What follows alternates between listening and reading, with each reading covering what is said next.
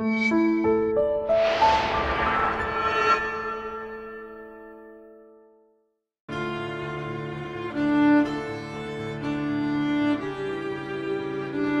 everyone, I'm Captain Logan. And I'm Eric. And welcome back to Batmania. Today, Eric and I are going to watch Batman Begins. But this isn't the first one.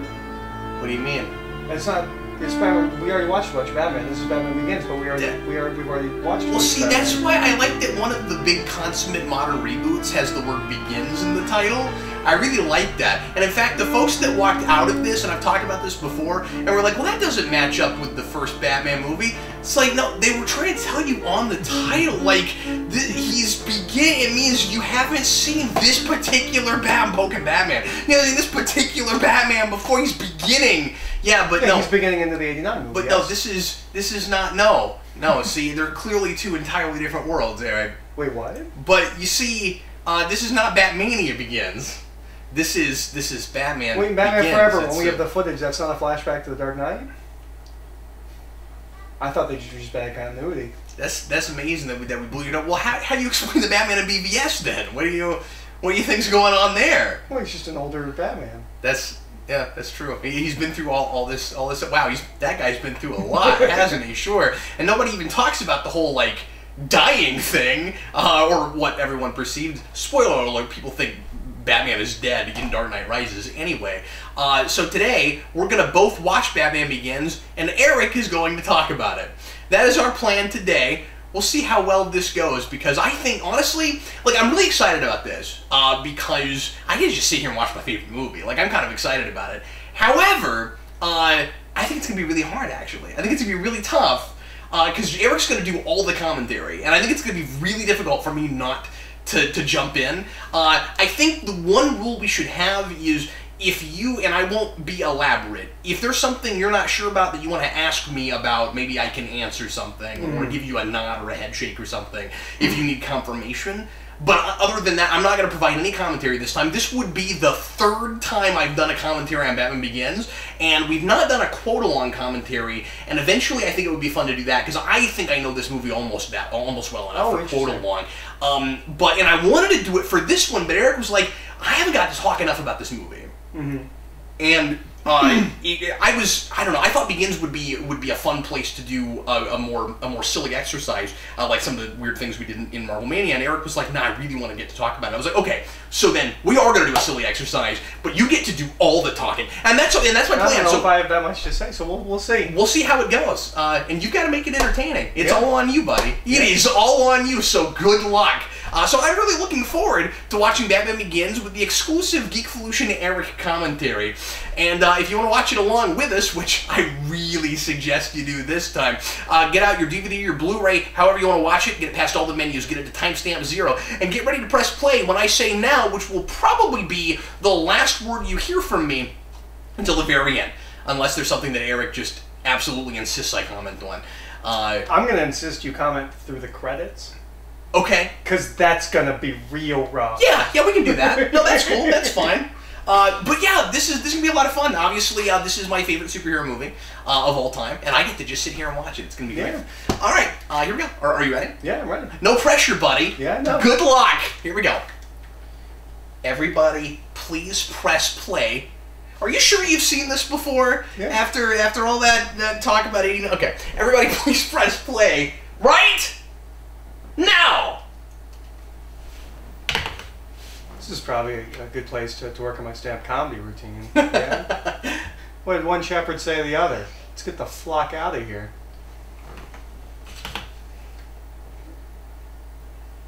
I didn't even remember that this is in black and white. It's been a little while since I watched this movie. 2 or 3 years? Because Dark Knight I don't go back to until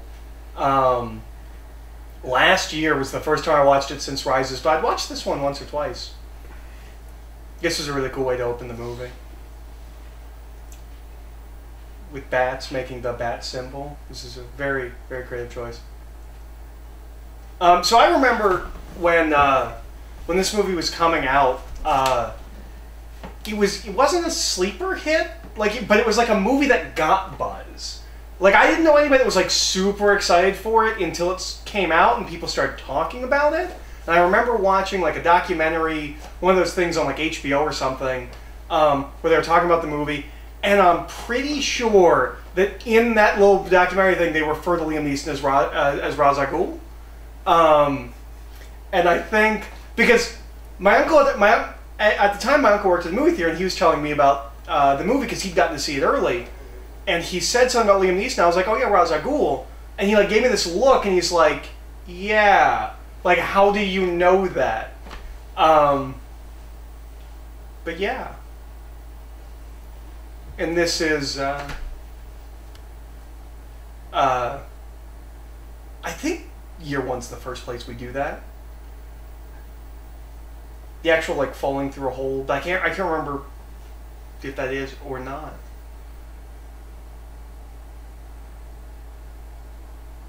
This is such a cool way to open this movie. Like, it really distinctly just tells you immediately, like, it's not going to be like the other Batman movies. It's real grounded. It's real different. I feel like I saw this at a drive-in? I want to say I saw this one at a drive-in. And was real just kind of, like, blown away by all of it.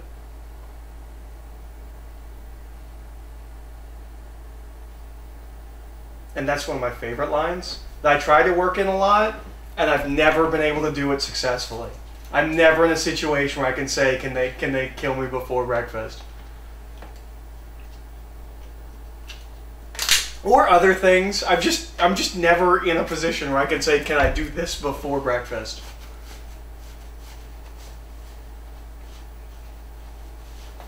I remember there was a whole thing in that little making of documentary thing about the fighting style that he uses, and I think it's Krav Maga, and he talked about how like it was this real like kind of you move like this kind of thing, and how well it works with a cape visually. And it's a real like reserved fighting style. It helps. It's not flashy. It adds to the kind of grittiness of this universe. Which is a big thing about this movie, apart from Dark Knight, is Dark Knight is borderline realistic in a lot of places. I never think of this movie as realistic. I think of it as grounded, it's grittier, it's believable before it's realistic.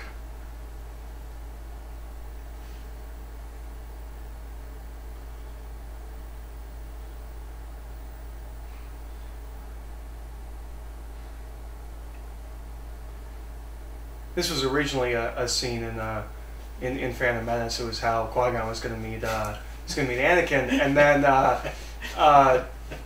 George Lucas thought it was too subtle.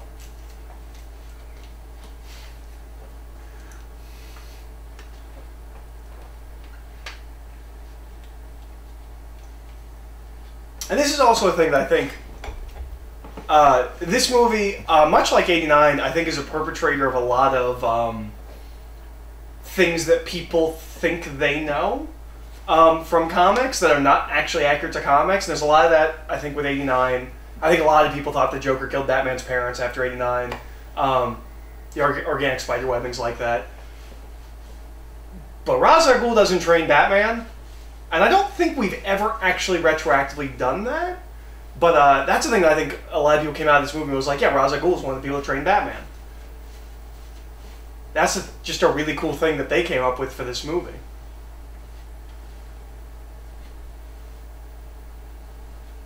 Interestingly, there's a draft for a Batman movie before this, written by Paul Dini and I think Alan Burnett, that was going to be a live-action film during that weird period after Batman and Robin, where they just did a bunch of scripts and like none of them took. There was one that was that Paul Dini and I think it was Alan Burnett worked on, and I heard Paul Dini talk about, and it was going to be kind of modeled on Her Majesty's Secret Service, and it would be Ra's al Ghul coming to Bruce because he was in love with Talia and like wanting a favor or something. It sounded really interesting, and I would really like to read that script and see what a live-action script from Paul Dini reads like, because I imagine it's probably not too far from Arkham, tonally. And I don't know whether that was supposed to be in the Batman Begins continuity or if it would have been just like a standalone thing. Landscapes.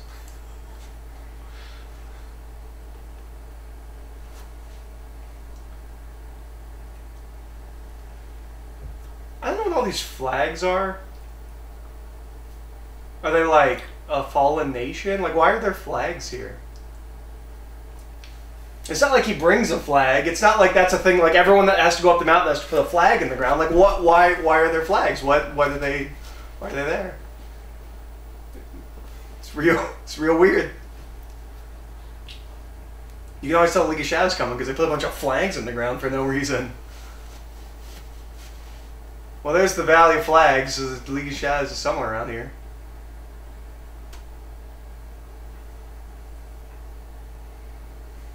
Are you actually asking? Is that a question I can answer? Do you know why there's flags? I think it's just to show that there's civilization there. Okay.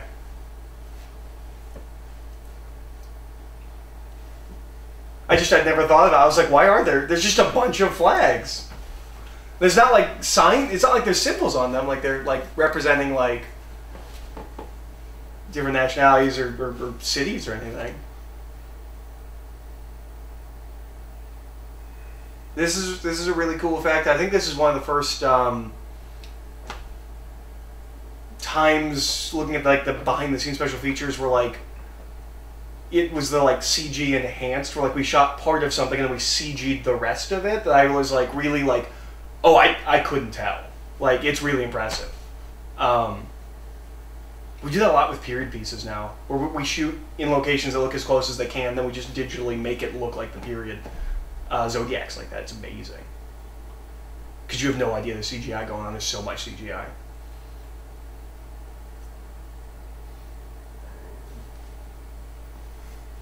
This was not my first introduction to Ken Watanabe. I had previously seen him in The Last Samurai. And he's great in that movie.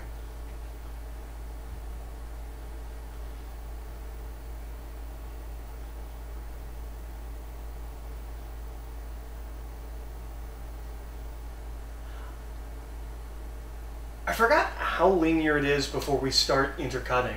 Like, we spend a good bit of time, and that's a thing that at this point Nolan's kind of known for, I think. He does that for a while. I think he's mostly gotten out of it, but he likes his non-linear storytelling, because obviously Memento is all that, but Prestige is a little bit that. Inception is kind of that a little bit. Inception's just, I guess, more an in media res kind of a thing, but he likes his non-linear storytelling. Like Batman Begins? Is that like the title of the movie? Are you ready to Batman Begins? Right, but that's probably not going to come after, like, I climbed up a mountain, like... I'm just assuming if I'm going to raid a city and, like, fight evil, it's not going to be right after I climbed a mountain.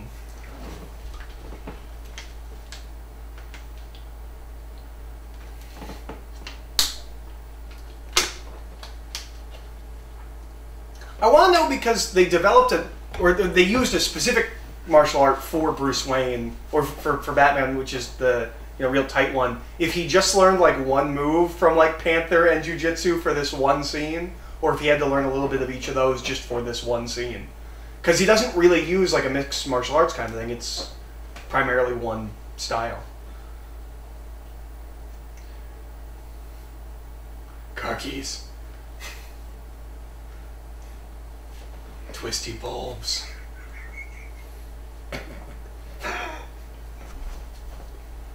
Good for the environment, but at what strange twisty cost?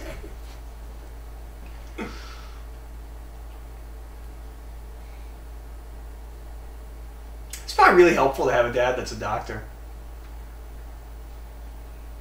For like a rambunctious kid. Her mom looks a lot like Katie Holmes. That was good casting for like 6 lines. Or 6 words. And this guy's great. He's such a good Thomas Wayne.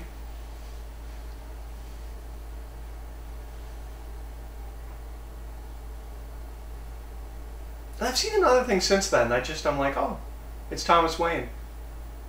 I want to say I've seen him as like a crazy person. Like, I almost feel like maybe he's a guy that's typecast as bad guys. Because obviously that's the thing when we get to Gary Oldman. When Gary Oldman does this, he just primarily has done bad guys. Like, his entire career.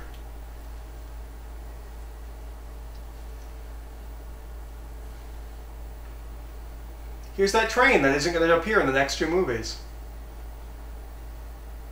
I mean, I guess it was broken at the end of this movie, but...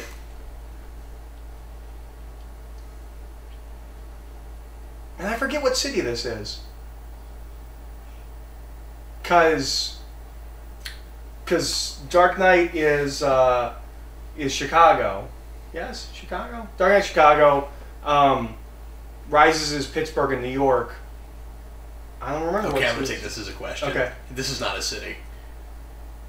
Even like in the background, there is no city. It's all CGI. Okay. No, they built this stuff, but yeah, this is what I'm talking about. I know a lot of it's on soundstage. I'm talking about the city bit of it.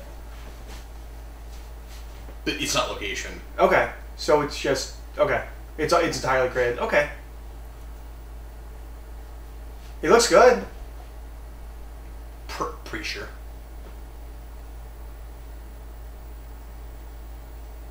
So there's a whole thing with this, where it's Deflator Mouse instead of Zorro, and it's an intentional choice it's not Zorro, because Nolan wanted this to be a universe where the idea of putting on a costume and fighting crime has never been thought of before. So he couldn't go see Zorro because that's a guy that puts on... He wanted it to come... He didn't want it to be something that he was inspired to do. He wanted it to be a completely original thought for him. So they changed it to opera. Also... And bats. Yeah, and bats. Also, if that scared him, he gets beat up at school a lot. Like, it's people in costume. Come on, man. I'm scared of snakes. If someone was in a snake costume, I wouldn't be like, I can't handle this.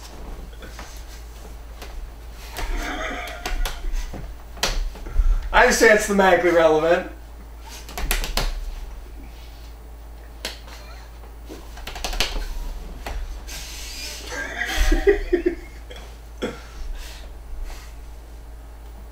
And this is also, I think most of the, I think it's also most of the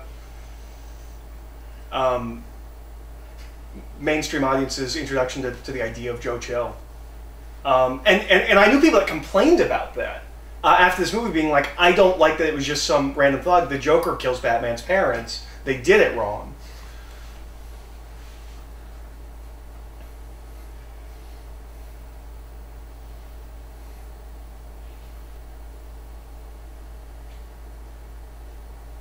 Oh, they don't do the year one shot.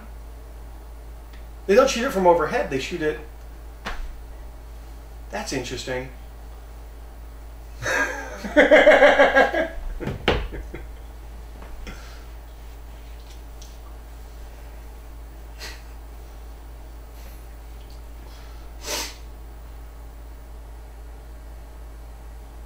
Gary Oldman's obviously an inspired choice. I don't know if anybody knew he had this much range when he got cast, because he mostly plays really over-the-top people. Like, I think he's done a couple of, like, before this movie comes out, I think he's done a couple of, like, real, like, nuanced kind of performances, but for the most part, he spent the 90s being as over-the-top and scenery-chewing as he could possibly be. And also mostly Southern, because he likes playing Southern. But this is one of those things where, like, this is the movie where, like, I discovered who he was as a person, and then was like, oh yeah, I've seen Lost in Space, and I've seen Fifth Element. I'm not sure if I'd seen Bram Stoker's Dracula at this point, but I would later see the Sex Pistols movie, Sid and Nancy. There's Rutger Hauer. Because Christopher Nolan likes to work with actors who are in films he really likes, and Blade Runner is one of his favorite films, so Rutger Hauer's here. I think Michael Caine's the same thing, but I forget what movie it is that he really likes Michael Caine from. I want to say Michael Caine did some kind of spy movie or something.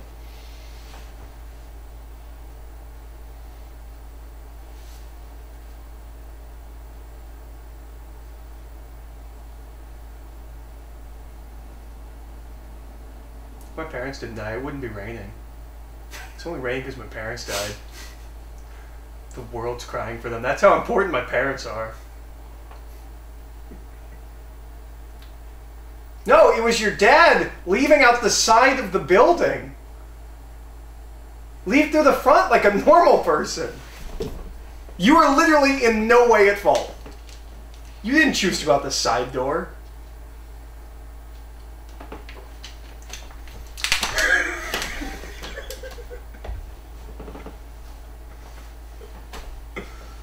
Into the dark alleyway behind the nice theater.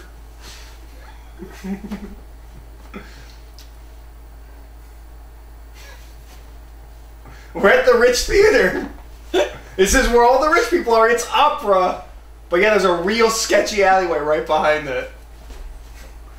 That the door enters right to.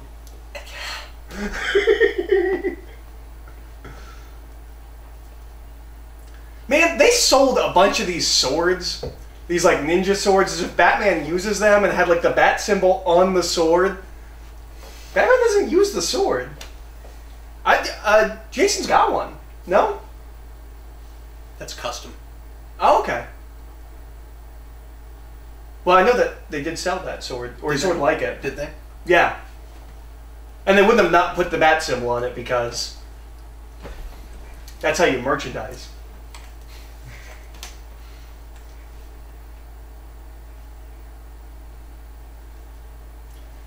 I mean, you could throw it at somebody. I don't know if it would hurt them that much.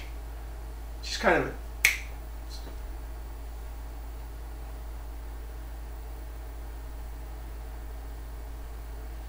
Well, I guess those things are kind of.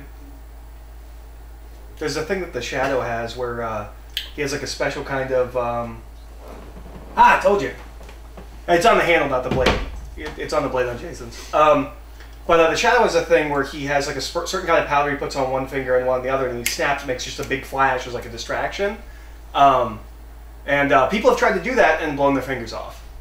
Because it's a magician trick. And people have tried to do it at home, and it ends poorly.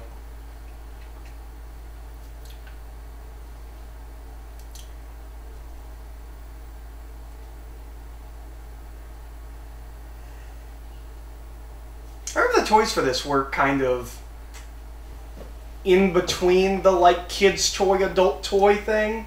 Like they were a little bit better than like a lot of like merchandise toys, but they weren't exactly like high-end adult replicas. And I don't think they make any of those while the movie comes out. Like I think they do a couple of years later, but I don't think like for the initial release. And this is the first Batman movie that's not sold on its villains at all. I don't think anybody even really knew Scarecrow was in this movie, and obviously Ra's al Ghul is a twist. I really hope that this advice is true because I remember this, and I really hope this movie isn't making things up because this is what I assume I'm supposed to do in the cold.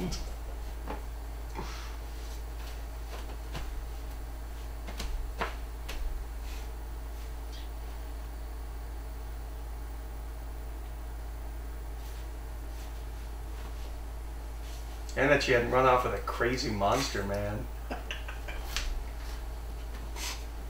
After I excommunicated him. For seemingly no reason. I said he was too fanatical, but I just thought it was creepy that he was always hanging around my daughter.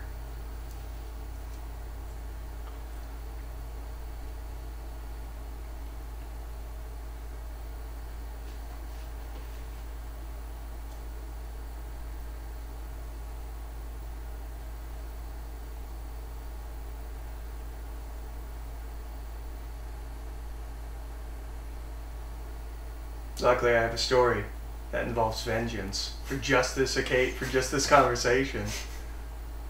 I once had a specific conversation about vengeance.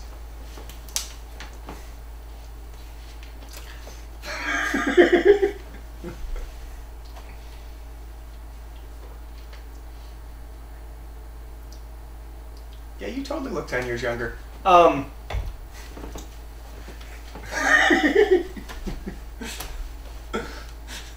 You're just gonna mime through the commentary. Okay, so I've always wondered, what is Alfred doing? While he's at college, Alfred's just hanging out at the house? Is he getting paid to just hang out at the house? Because, this stuff requires work. That's not a one-person thing. A team had to have come in and put these, the drapes everywhere and everything. He can't do that by himself. He's not doing that. He's just hanging out in this rich people's house. No wonder he doesn't want to tear it down brick by brick. That's where he's living.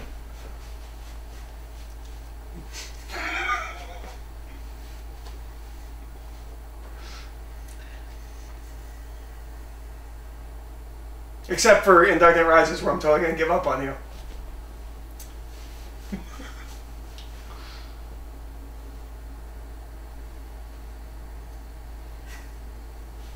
That bed doesn't look that expensive. I've slept in beds like that. I'm not that rich.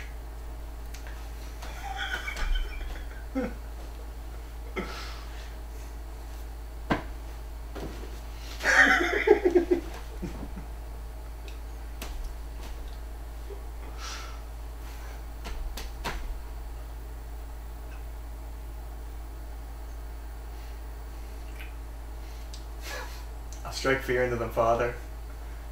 I'll take on the image of a gun.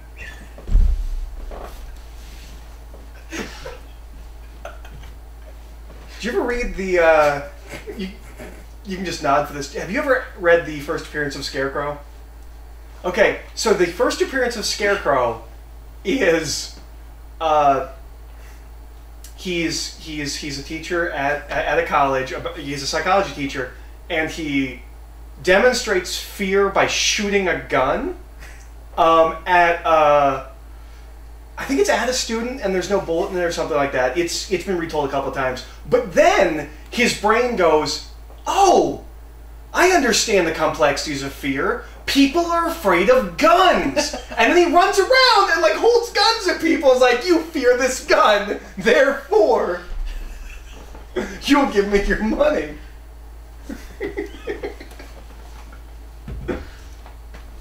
And I'll take on the image of a gun, a scarecrow.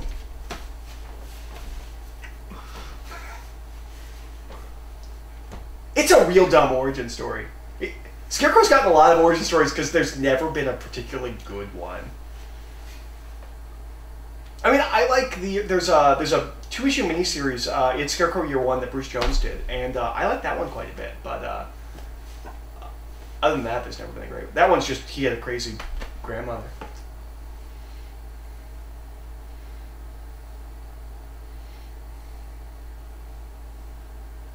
Sure, you're gonna make it through the whole movie.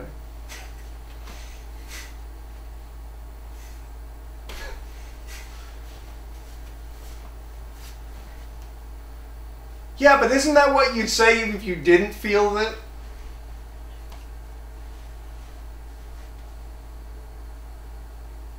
Back in the Depression?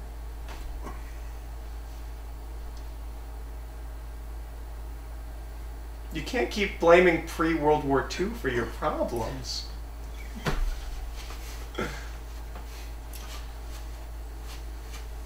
I know it's its own reality. I know these things.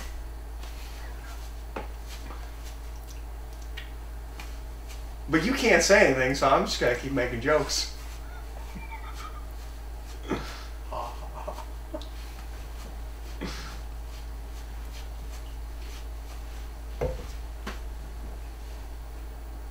That's not how you hold a gun. You won't be able to fire it like that at all.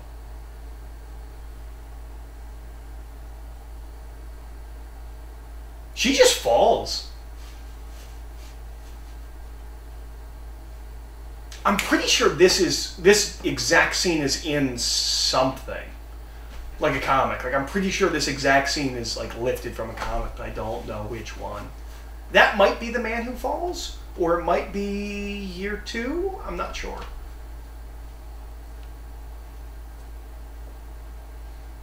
You sound like a crazy conspiracy theorist. Sometimes people just walk up to people with guns and shoot them. Sometimes things just go wrong.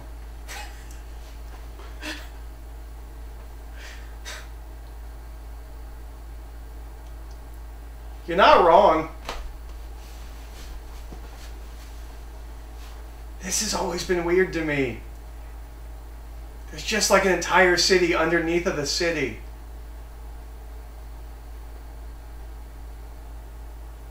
And like just everyone knows, like, don't turn over there. That's where the shantytown is. Don't go there.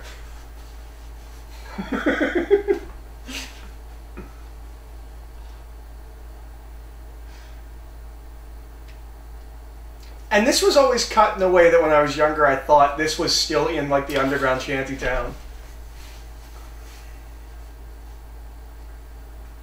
Oh, you're trying your hardest.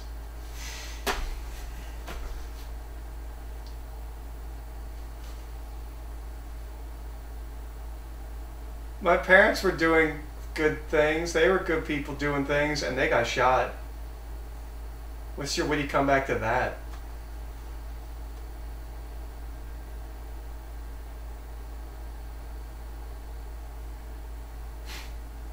I was thinking about putting a bat on this gun. I don't know why, but like it just makes me feel better. Like if there was a bat on it, it feels like I shouldn't be using it if there's not like a symbol or something.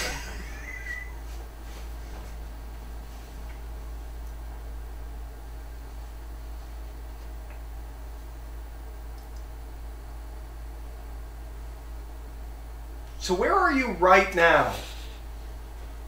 Did she drive away? Is she watching you do this? It's very dramatic.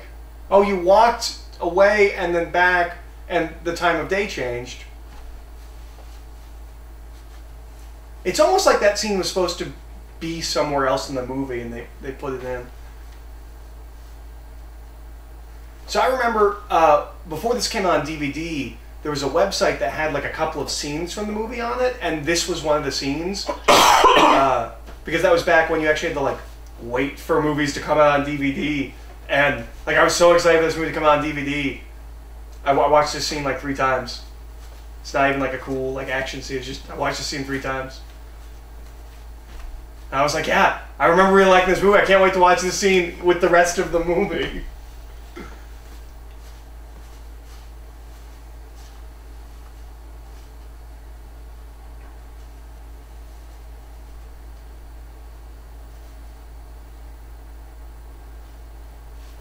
So you just carry around an unloaded gun? Just in case someone like gets in your face? So you can intimidate them?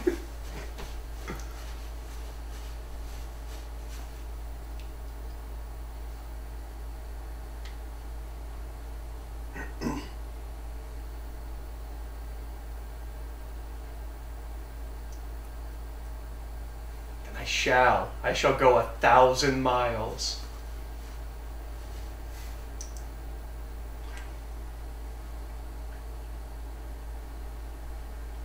I think this movie might be about fear. I never really thought about it, but I remember like them bringing up fear more throughout the movie. I think this movie might be about fear.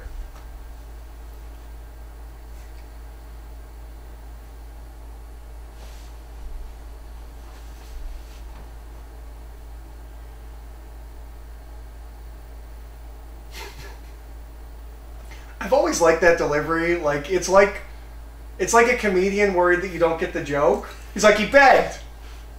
Like a dog. It was really embarrassing. Like he wasn't really a man. Like it was pathetic. See, now what would be really funny is if at this point I got up and went and got McDonald's.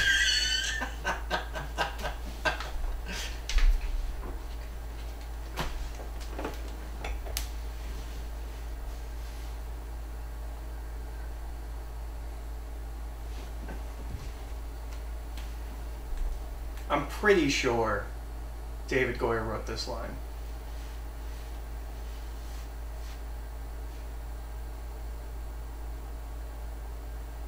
He does like this real dramatic turn. I try and be this dramatic whenever I'm going somewhere.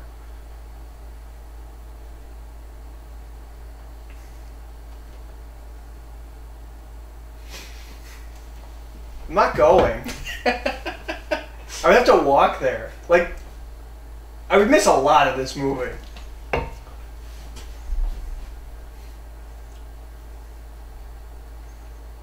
Also, everybody's angry when we eat on camera.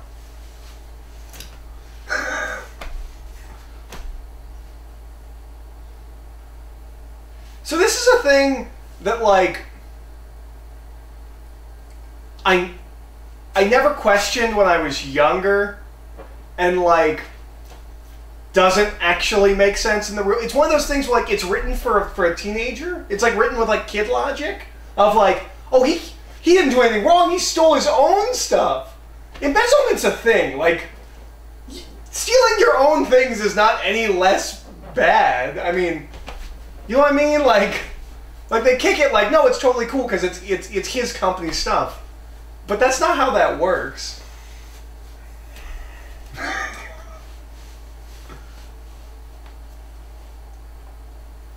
I do really like the idea that he has to become a criminal to understand the criminal mind.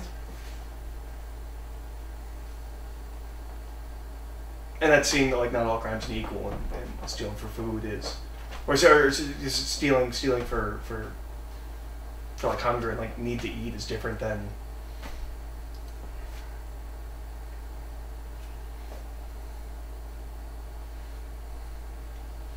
I'm really afraid of sitting in opera chairs.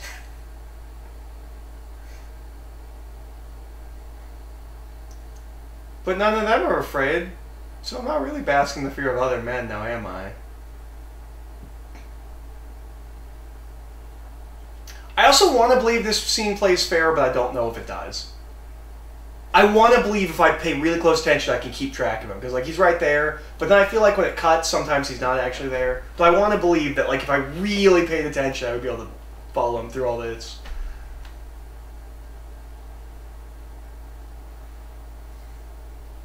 But, like, right here, I don't know where he is.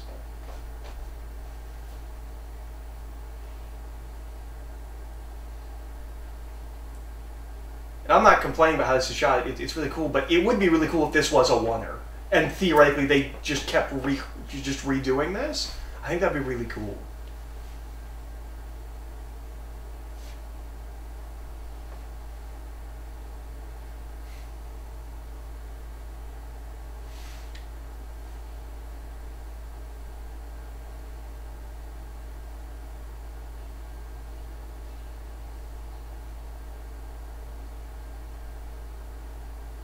What's really impressive is I assume that he doesn't stand in the same places every time they do this to someone.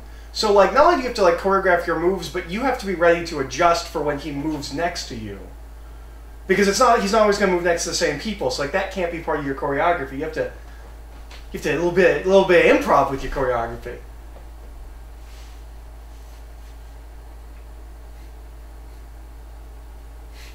Oh my god, I was really worried there was going to be a gun in there.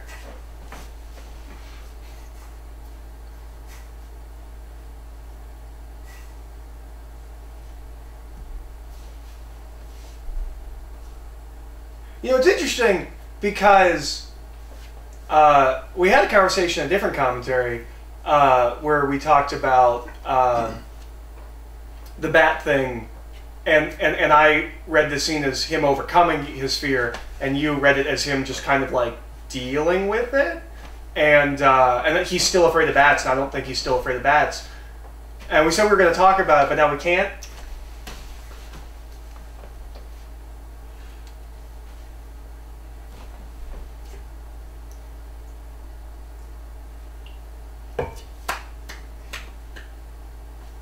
What if he wasn't actually happy with his performance, but then he clapped? Do you think they have, like, signs? He's like, yeah, he did good.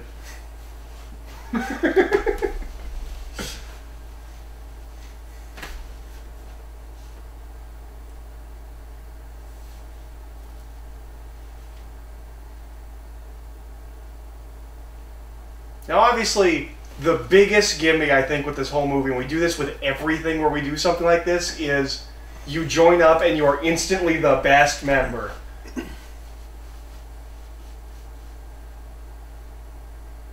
I mean, I don't care. Like, that's how we tell these kinds of stories, but it is a gimme.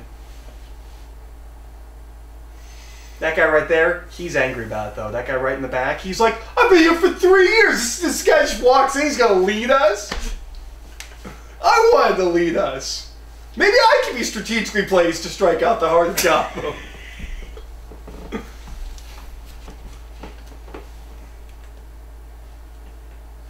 Not like ha-ha mock, more like through their actions.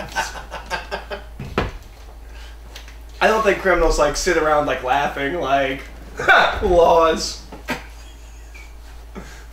Those suck, right? Like, I'm really glad we don't live by those.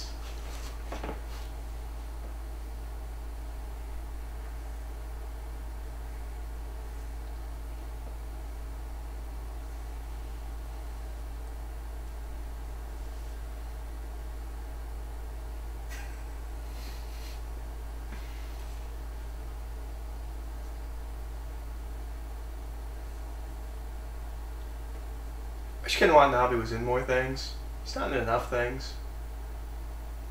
Feels like after this he's mostly in Christopher Nolan things. People wanted him to be the Mandarin. He would have been good, but I don't know if it was like an obvious thing.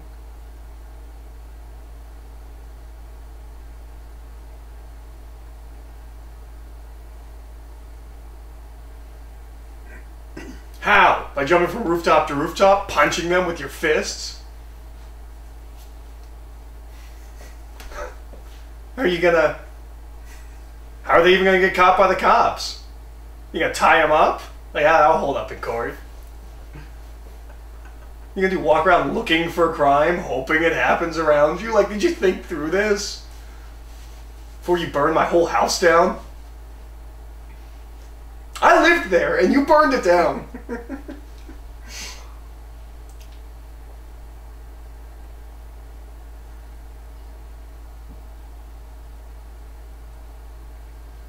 I'm curious if this is, like, not a sect, but, like, if this is just, like, their main place, and they have more League of Shadows people, like, you know, like, if there were other, like, temples and stuff, because,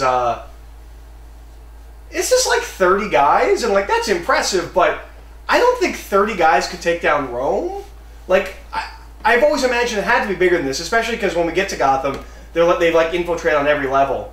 I want to know if there's other League of Shadows facilities. That's true. That's true. But I'm not assuming that I'm not assuming that. You should add fake subtitles every time you write something and show it to me. So people think they know what you're saying, but it's not what you're saying. Ah!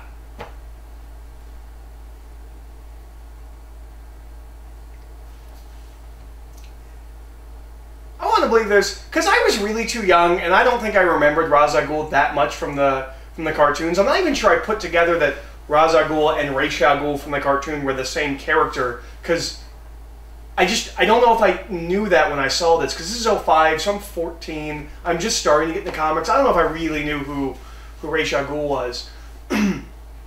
But I know there's lots of people who definitely knew who he was. And I want to know if they were like, really, that's what you did with him? Like, he's like one of Batman's arch nemesis? Your arm would be gone. And you just killed him off, or was everyone like, well, I mean, clearly Liam Neeson is.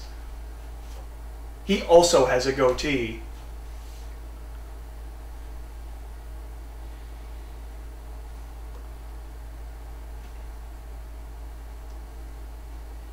It's not. It's Zia. That's how you summon your strength.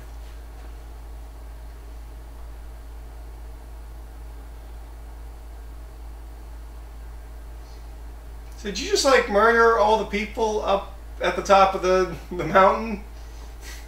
Well, I mean, it was on fire. I didn't like check to see if everybody made it out, but I don't know. It's not really my problem.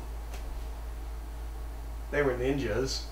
As we learned from Defenders, killing ninjas doesn't really count.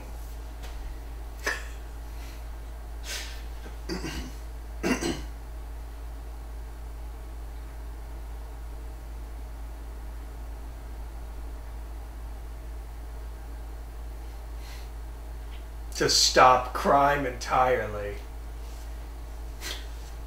Or until I decide I'm done. I mean, there's still crime, but, you know, somebody else can deal with that.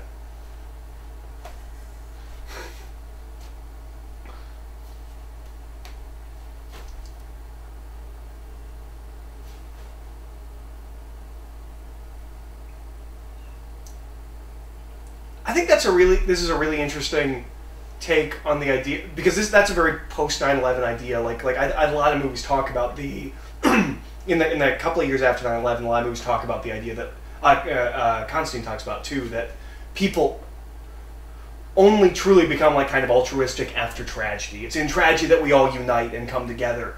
And I think it's interesting to kind of take that idea and make that Batman. Like, that he is a symbol that will unite people. And it's an interesting spin while everybody else was kind of doing... talking about the same idea that I think a lot of other movies were, but doing it differently.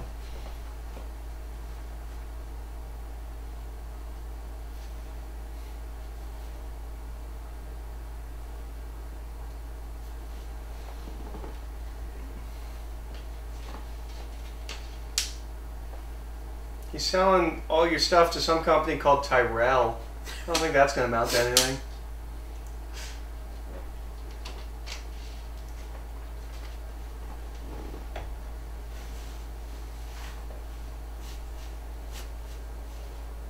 How many times do you think he's given this exact speech? Like, just line for line. Like, there was no nuance to that. Just like, I don't think that would be the best thing. I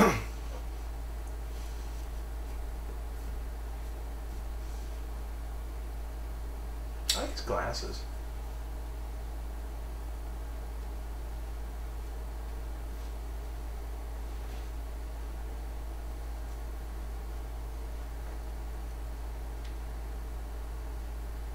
I wasn't making an allegation. I was just being snippy.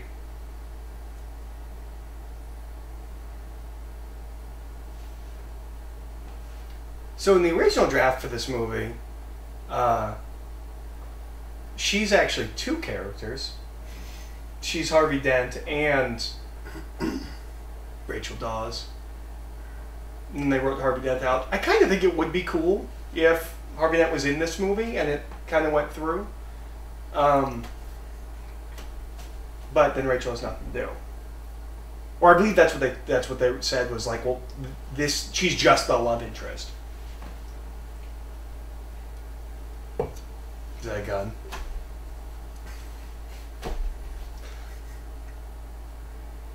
How long must I wait? There's flying guns now? My God, I wasn't prepared for this. I've been waiting for how many years? You couldn't have bombed the grounds to get rid of the bats? What have you been doing? What are we paying you for? My first day back, there's a bat in the house? This doesn't reflect poorly, or this doesn't reflect well on you, Alfred.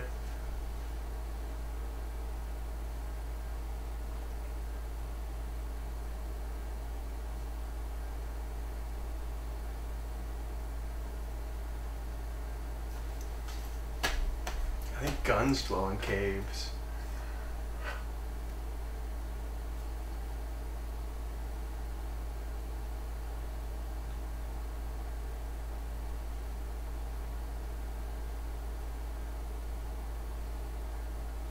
I don't know where they shot this, but you can tell it's cold. Like, this must be on location shooting because you can see his breath.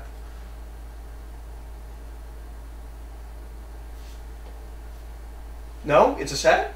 That's really impressive.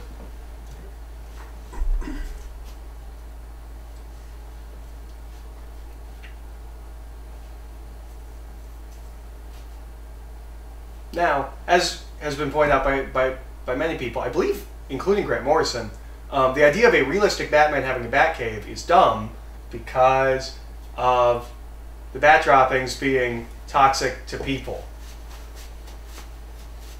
You see, I don't view him as scared here. I view him as, like, accepting. Like, I'm now okay with this. I'm no longer afraid of this. Although, this is not a great example because I feel like I'm not afraid of bats, but I'd be scared. But yeah, I never like saw this as like him like working through fear. Like he's okay with it now. He doesn't care.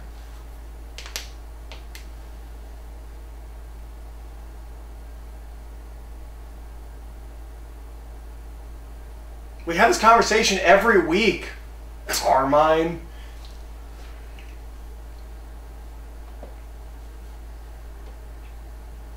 That's right in me. Present tense. Yeah, that's true. Add different subtitles for that one.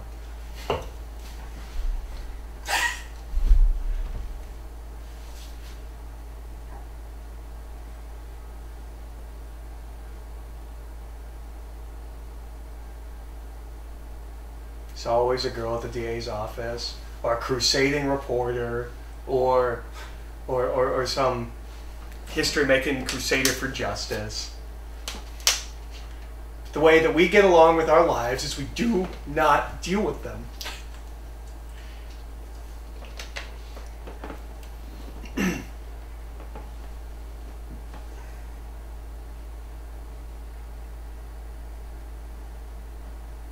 I feel like Rutger Hauer could be a Batman villain. He'd be a great Mr. Freeze. I'd like to see that happen. Well, he's probably too old now, but he would have been great Mr. Freeze. Hey, that's that scene that we ripped off for Iron Fist. Actually, this whole section of the movie is ripped off a lot for Iron Fist.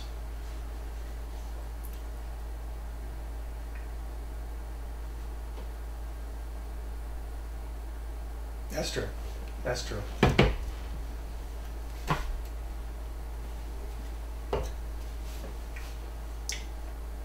Okay, but that still doesn't make okay that you're just like playing golf. Like, how did you even get to golf? Also, you were a kid and then you went to college. Did Ra's al Ghul teach you about golf? Like, at what point did you learn golf? Gotham's a city. I don't imagine there's a lot of golf courses to go to. This movie's dumb. And it should feel bad for itself.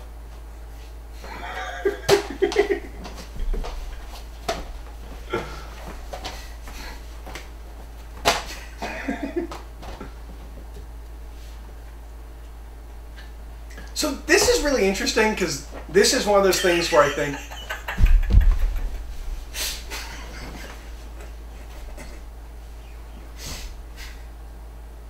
I don't know what you were laughing at, and you can't tell me, so I guess you could type it. This is interesting because this is kind of a ground-up reinvention of Lucius Fox, and also kind of what we do with him afterwards.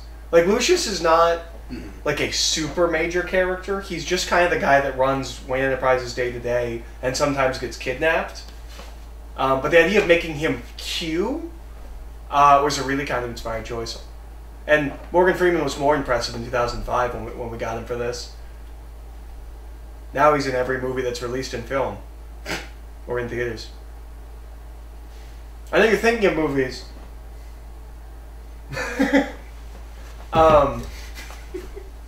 I know you're probably thinking of movies that Morgan Freeman's not in, but you're wrong. He's just in the background. You have to watch for him. He's in every movie that's released every year.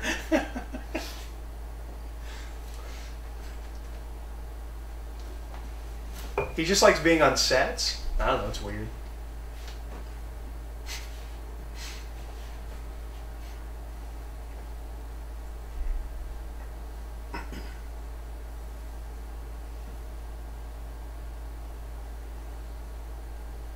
A straight shot. I always thought he said a spread shot, like a close up, like shotgun shot.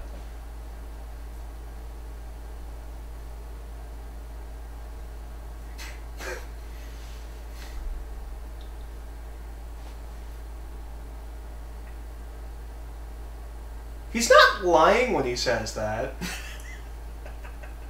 Of all of them, like, he's not lying there. Like, he's legitimately going to dive in caves. I guess base jumping isn't really lying either. But it's more of a lie than spelunking.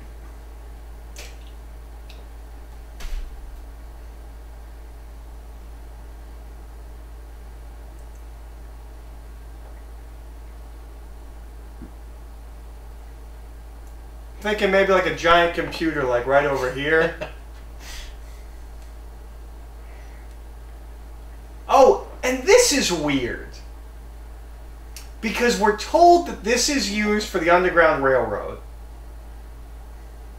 Which suggests a massive misunderstanding of the word underground in the Underground Railroad? No? Okay.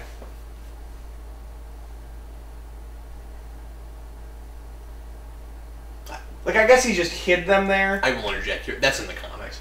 Is that in the comics? Okay. What is that in? Okay, okay. It's just, it's But I weird. had read it before this movie. Okay. It's just, it's always been weird to me. I'm like, but the Underground Railroad wasn't literally underground. Something could have been.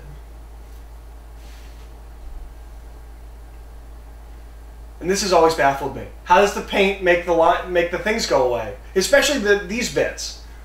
We see them not go away, but when we see the costume again, he's not going to have those bits on his side.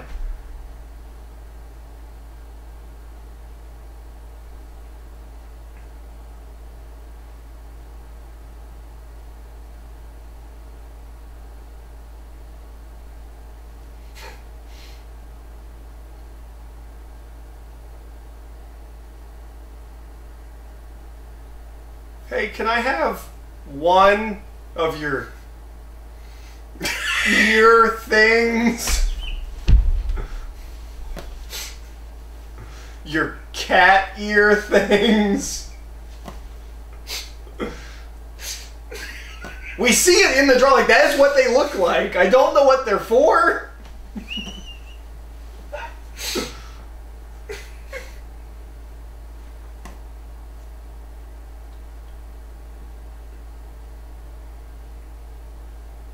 This is a guy,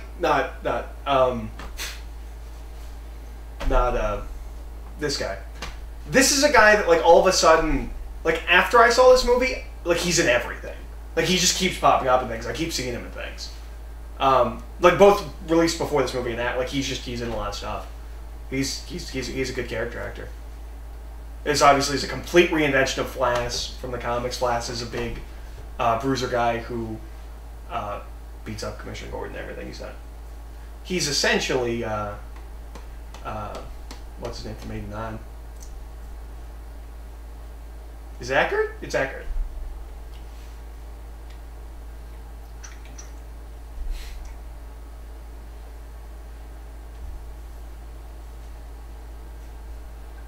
Maybe a guy with guns? Like a gun guy?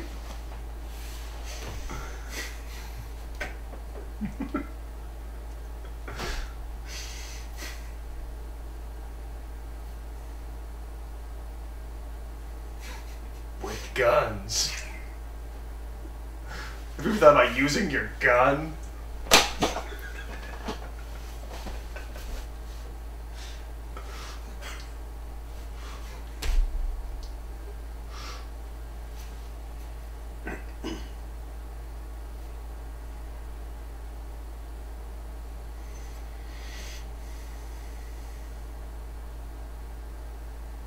Ow. Ow. Ow. Ow. Ow. Those are the emotions I think I would be feeling in the moment.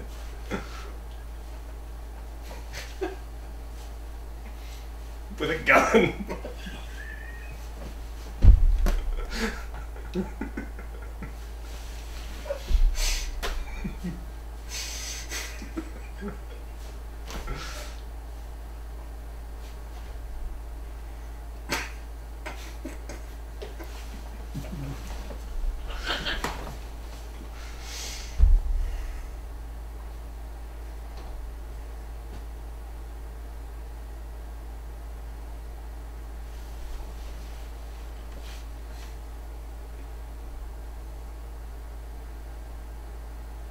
So, this is a thing that's really cool, but they don't practically do it. You never see his gloves do the thing, and his gloves don't look like those gloves. I think it would be cool if when he does the bat thing, if you saw his gloves do the like electric cling thing that they do here. And it makes a noise, and it doesn't make a noise whenever he does the thing. It's like a zzz, a zappy, like a zappy noise.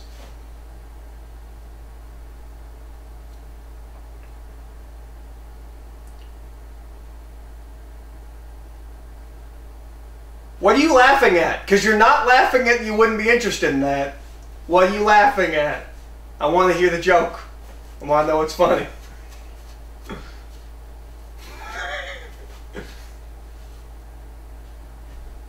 Anyways, so one of the things that is interesting about this time period is scripts seem to be far more accessible.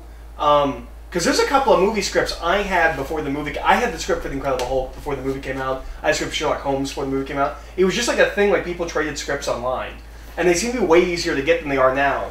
And I didn't read this one beforehand, but I remember seeing a post on like IMDb or something where someone said, referred to this as the Batmobile, and then said, or for those of us that read the script, the Tumbler. Which means they'd already read this script. That doesn't happen anymore. Scripts are under lock and key.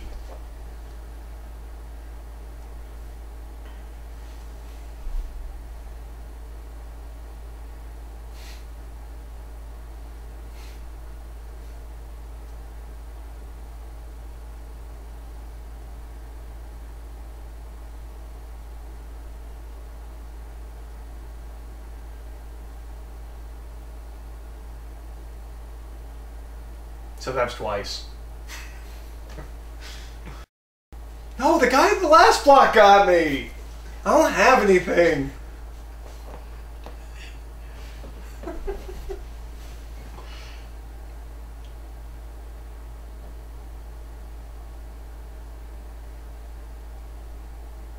So this is the bit that he bought from... Okay, I don't know. It does look like he just purchased ears and then put radio receivers in them. That's a little weird.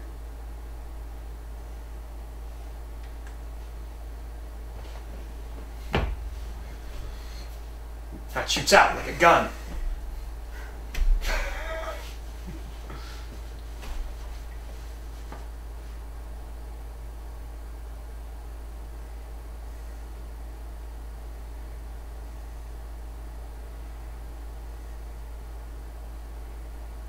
This is the best scene for the Pants game. It's a game called the Pants Game, where you replace a word in lines of dialogue with pants. And the best one I ever saw was, "Why pants master Wayne? Pants terrify me. It's time for my enemies to share my dread." And I think that's hilarious. Why guns, Master Wayne? Guns terrify everyone. It's time for everyone to be scared. You know people do that, right? Like, you know crooked cops. He doesn't use guns, he just uses the symbol of a gun. I'm not gonna shoot people, but people are scared of guns, so I'm gonna look like I've got guns.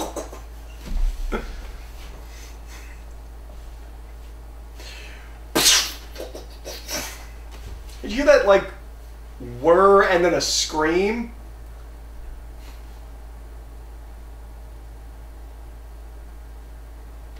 That's a really specific name. Stice. I've never heard that name before.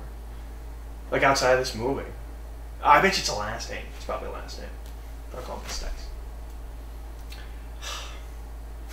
Oh, remind me after we finish this. I met someone today with the single most boring name that has ever existed. I will tell you afterwards. I meant to tell you on the ride home, but I forgot.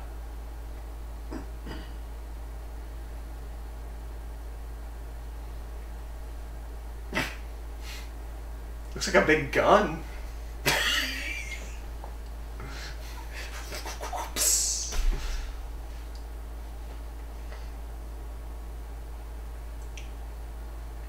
You know how the guys are. They just like to. They just get gun crazy. They can't stop shooting. Sometimes you just gotta let off a few rounds.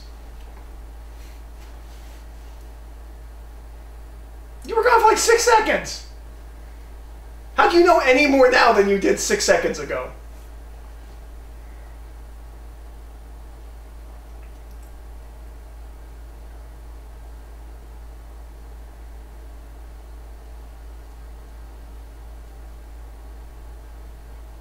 I always really like this bit.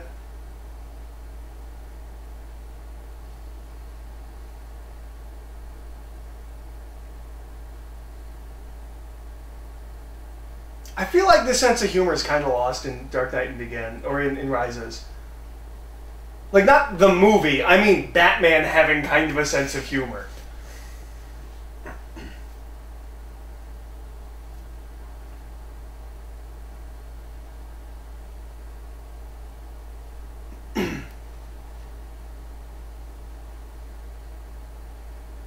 So, the main reason I wanted to be able to talk during this movie is, so I've never really been able to decide, like, which movie I think is better, or which movie I like more, Begins or Dark Knight, and I finally figured out, I finally know which movie I like better. And I've decided it is this one, but not for any kind of, like, literary reasons.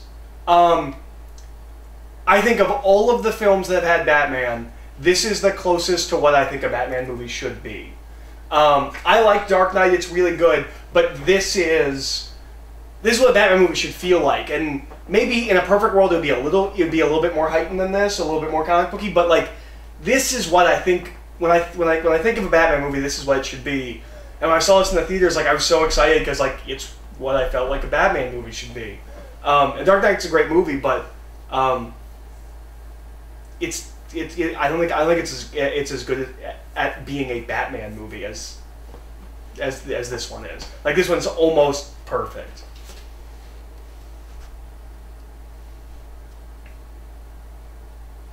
You know, sometimes people just walk upstairs. Doesn't have to be ominous.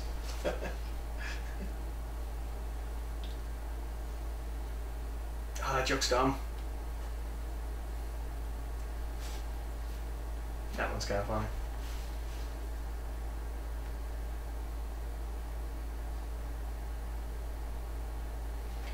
I forget if we know, because Nolan didn't want Katie Holmes.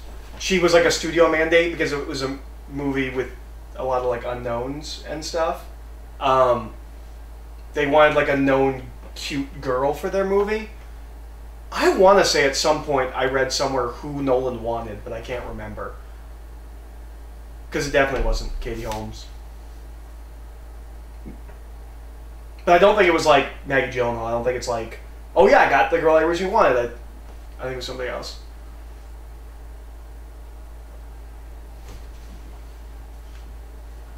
So this is a really cool image.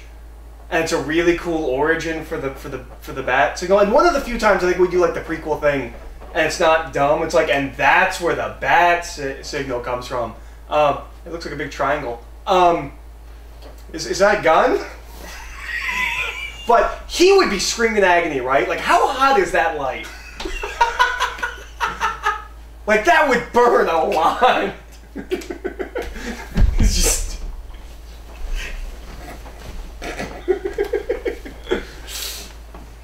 And this is the kind of thing you can get away with in this movie because it's more heightened, more stylized. Where, like, by the time you get to Dark Knight Rises, it takes itself so serious. I'm like, why are you standing on a building for no reason? This movie can get away with, like, well, it's cool.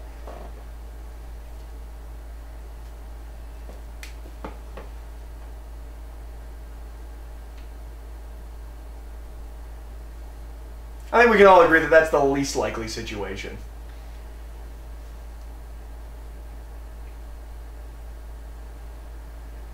What about us? We take the law into our hands.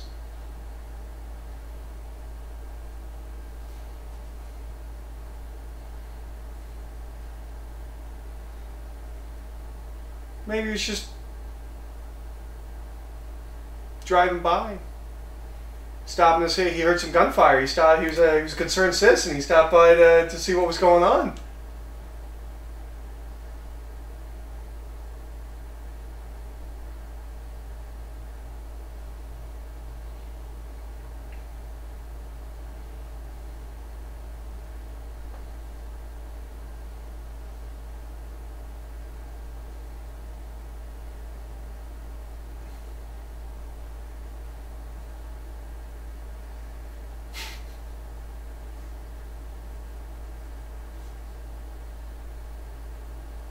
Yeah, it'd be weird if you like were like a recluse here and like no one knew what you looked like.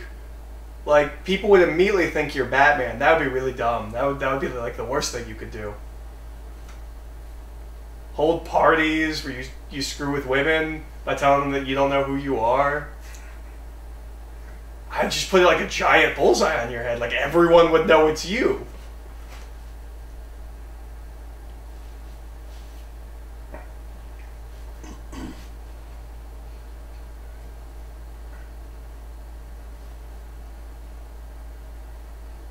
Oh, we have to set up a plot for the end of the movie. What? We haven't done that yet. I don't have a problem with this, but I feel like this could have been a little bit better integrated. As like a through line of some kind, I don't know.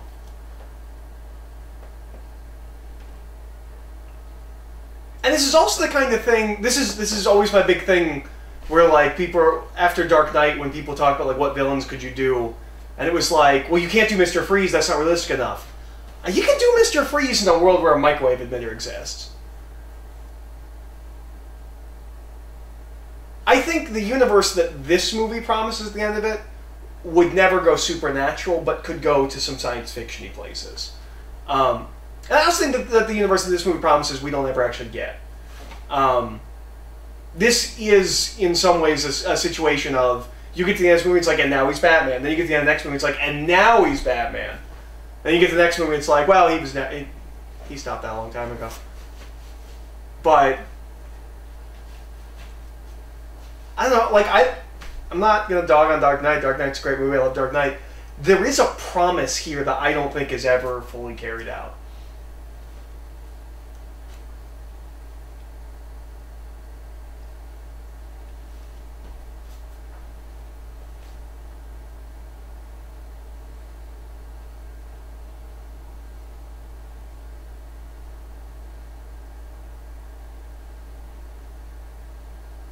But our restaurant isn't.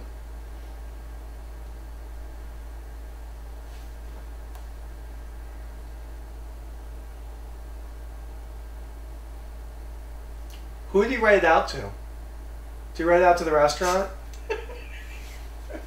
Because if he didn't, that guy could just go to the bank.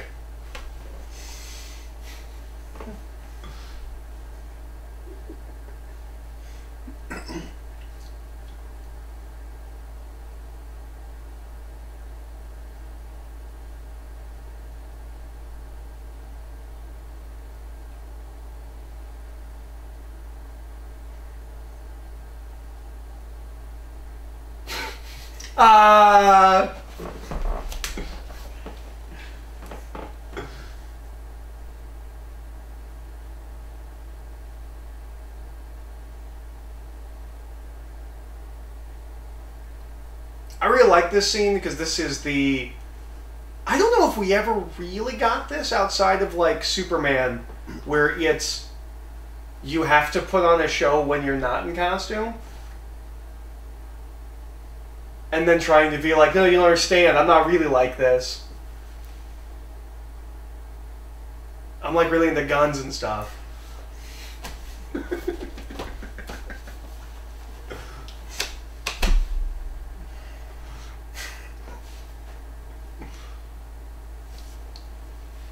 You understand, I was in the mountains and I was training for like years.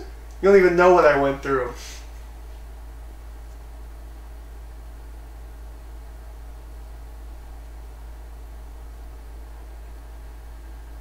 I had to climb a mountain and then a guy punched me and was like, life doesn't care if you just climb the mountain.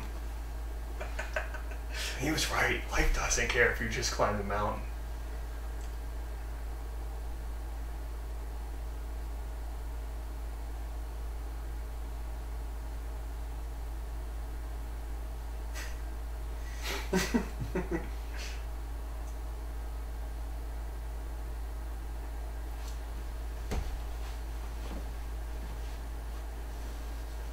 Now, Coney's also somebody I see pop up a bunch in other things. I'm like, oh, hey, it's that guy.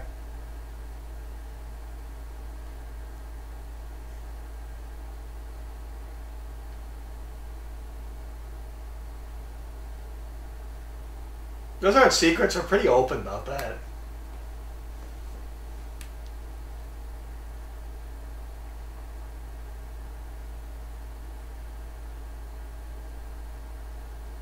Okay, so who does Falcone think he works for?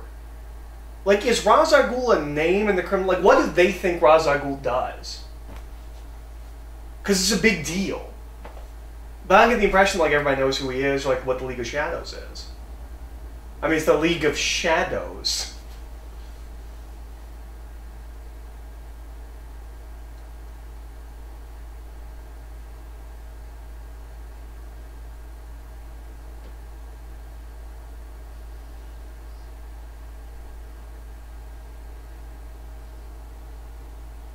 I did not know what he was saying until I had subtitles.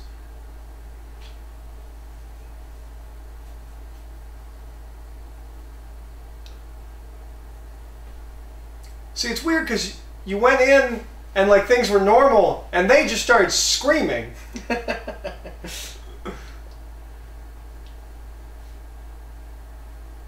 Even Jim Gordon has to take out the trash. Is there no justice in this world?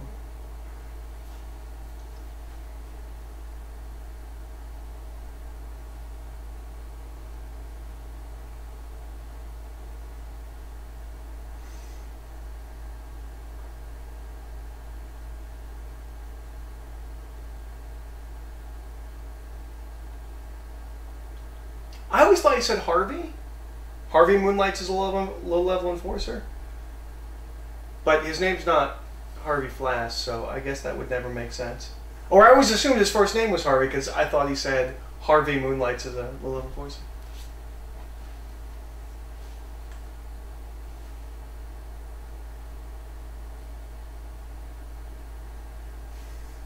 I want to know that story. That's the funniest thing I've ever heard.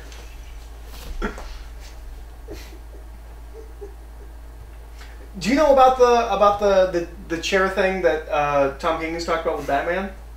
Apparently there was a thing throughout New 52, you never see Batman sit down. And like fans thought, like there was a rumor that it was an edict. You are not allowed to show Batman sitting down.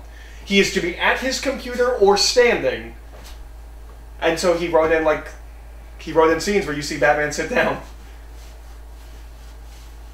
See, his voice is good. We didn't have to mess with it. Like this isn't silly. This wouldn't have been made fun of as much. Like it's a good voice.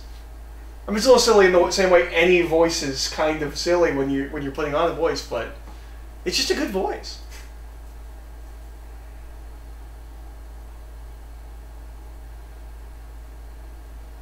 I mean, do I look like a cop?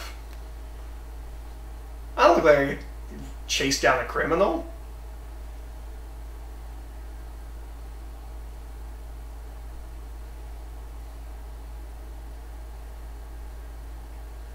I'm glad it happened to him because he was meeting that falafel guy.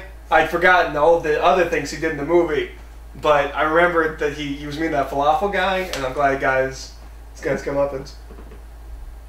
Okay. I didn't think his name was actually Harvey. I guess I did think his name was Harvey, but, you know. They only call him Flass. His name's Arnold. It's a box. This is a gun.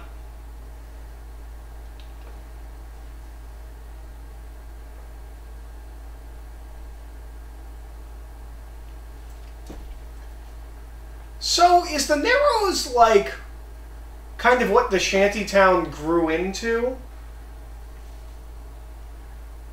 Is it like people are just so poor that, like, it couldn't even be confined to just that small area? it become like a section of the city. Teddy bears. I hate teddy bears. And there's Joffrey. He's in the Peace Corps now.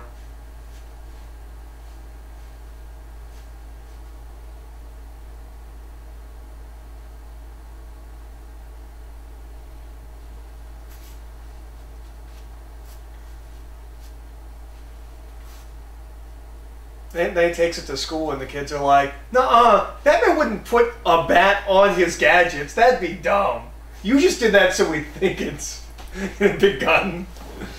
Gun binoculars. Just like a gun with two barrels, you just look through.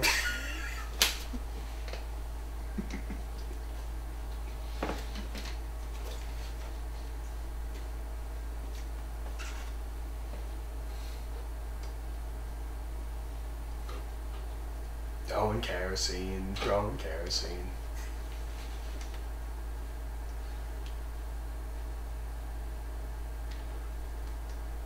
You couldn't wait?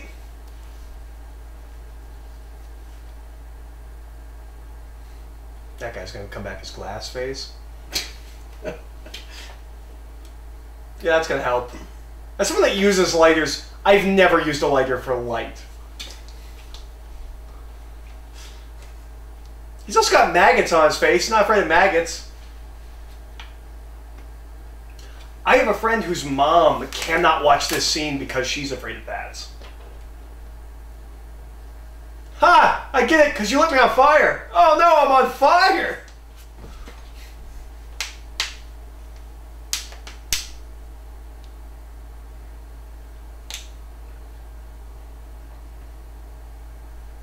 Stop, drop, and roll. Stop, drop, and roll.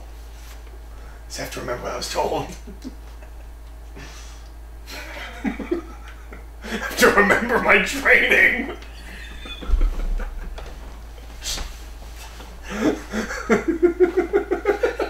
Stop, drop, and roll.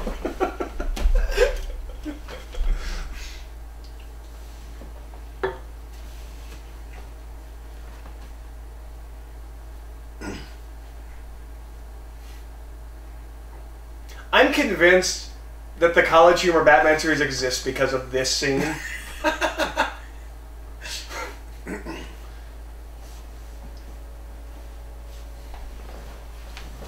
Was it helicopter? Like, this is why that series exists, right?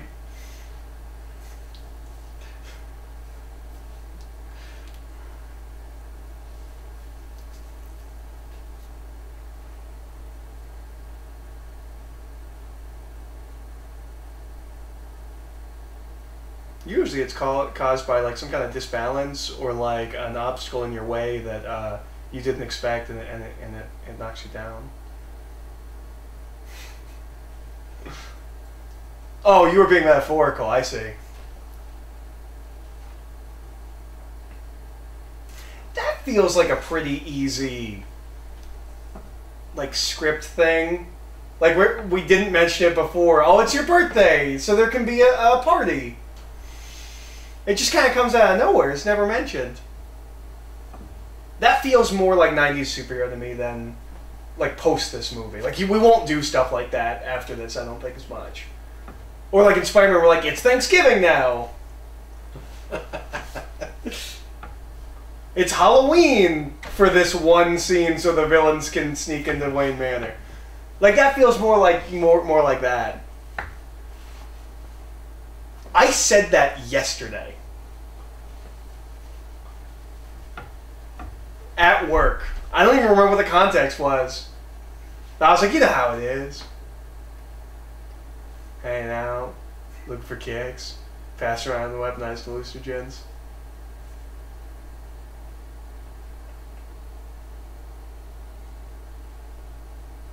No, just one end really fast.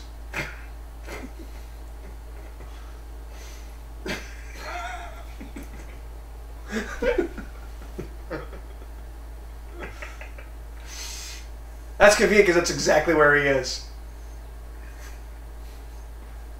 Do you think she's gonna get like a scuba outfit on and like go look at the bottom of the river?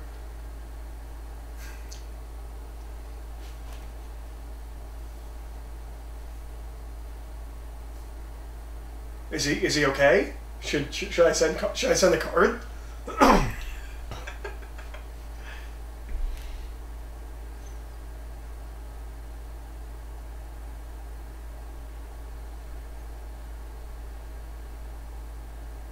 Didn't even wait. Didn't even wait. I don't remember this at all.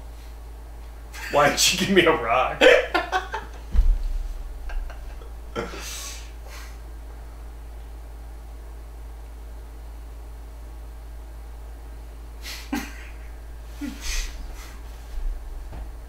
Last time I told it, you told me it was horribly offensive.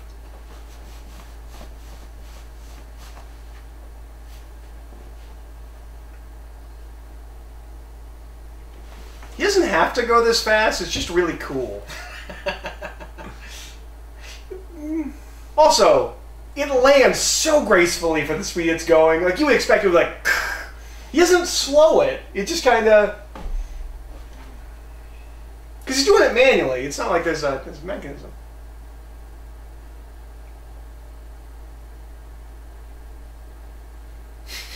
Yeah. Just pressing buttons and listening to beeps.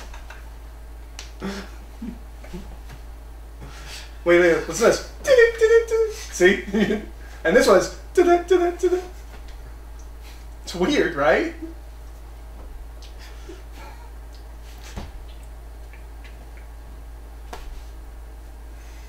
The big problem was people are 80% water and everyone died. They turned it on and they were just all dead.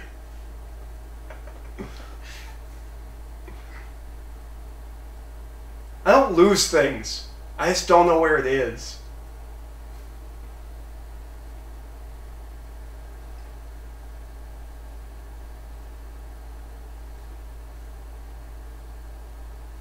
Do you get animosity between them before that scene? Like, it really seems like he just comes down there and is like, hey, do you know about this? And he's like, did you lose one of these? And he's like, you know what, you're fired. Don't ask questions of me.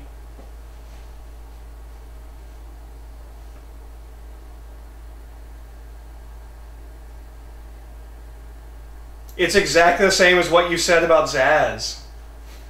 Just said, I think he'd be better in Arkham.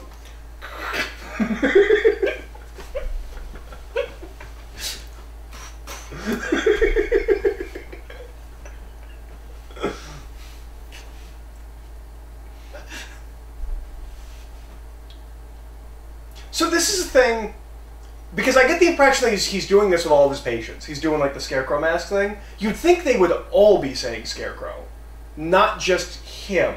You would think she would walk down the hallway and like everyone would be like, Scarecrow, Scarecrow, yeah.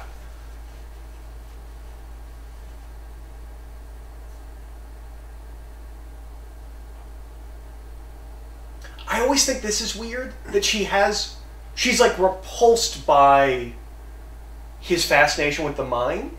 Like, she's like, you enjoy the reversal of turning people from psychotic into functioning individuals. Like, I don't think there's anything wrong with taking pride in your work if that's what your job is. If you're fascinated by people. I don't get what, other than she already doesn't like him, I don't get what's wrong with what he says about mind's power of the body and like if it was that he was detached and he looked at it too scientifically and not as patients, but...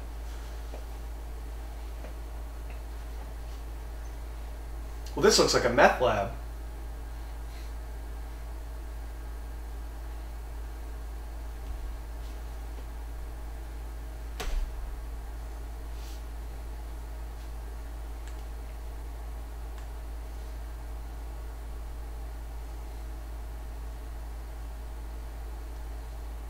That's not going to go anywhere because you need a key to go down. I imagine you need a key to go up.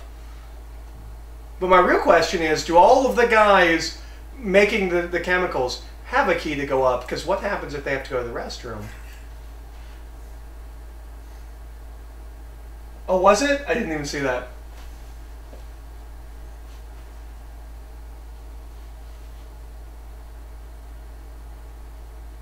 Do we forget to pay the electric bill again?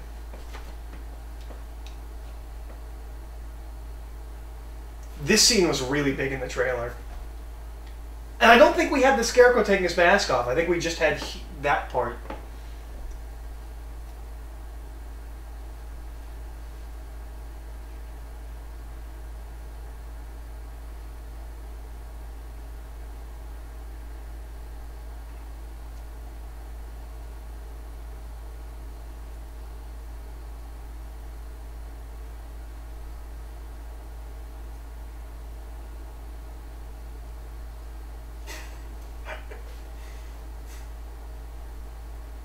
I heard he has guns. No, he just throws things shaped like guns.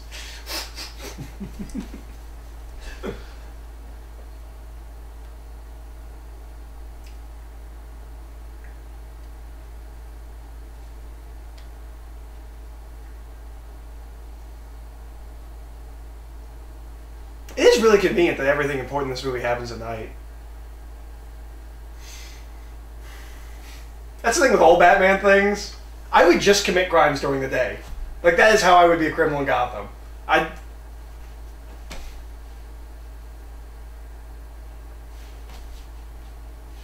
mean, I guess evidence is still there at night.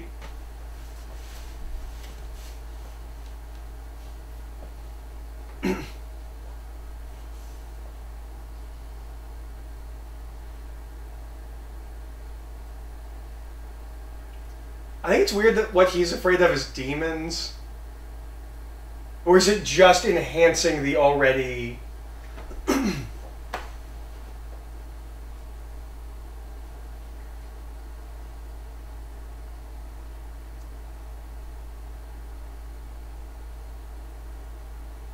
Why would he just have that name? Like Ra's al Ghul, like why would he just be like, nope, that guy's dead? Like, how do you know that name? Period.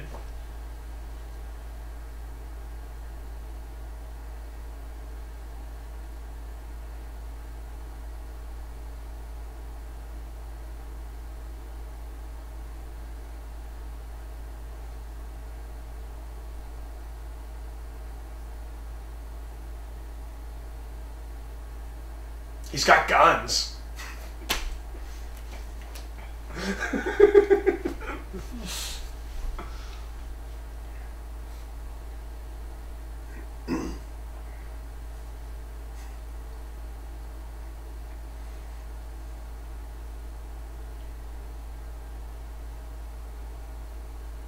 I really like how this set is lit.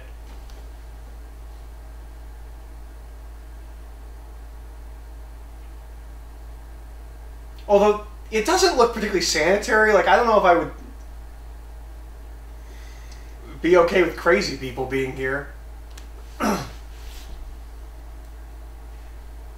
a heightened world.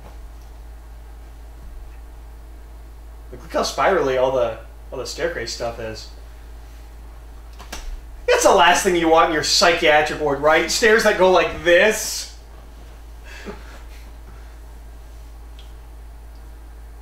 Yeah, some of them just freak out. We thought it was cool if there was just stairs that just kept going. Just hope they don't have an episode right next to stairs. This device is really cool, and we should have remembered it in the sequels. I can't think of any places where it would come in handy, but I feel like there are places where it could have been helpful.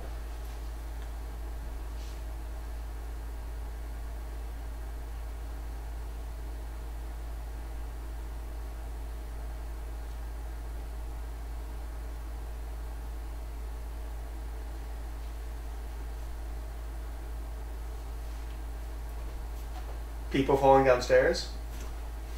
Oh.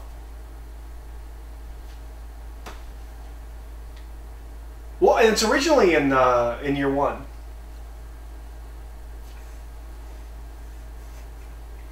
Just guns, just flying guns.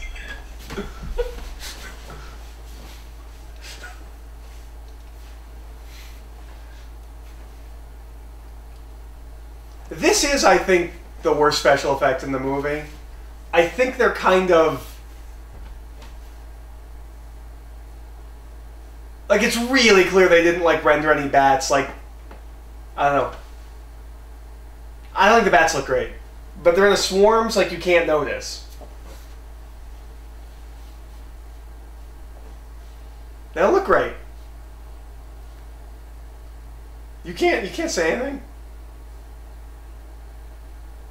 Cap can't talk, so I can talk about subtitles. So I think it's interesting that these subtitles don't have sound effects. Like a lot of subtitles that we've watched for movies, they have sound effects, no sound effects. They're like guns swooshing.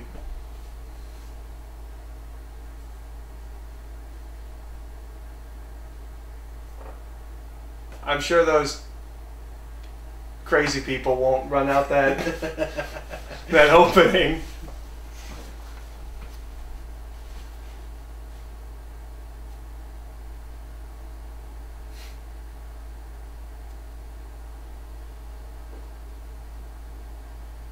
It's like a giant gun.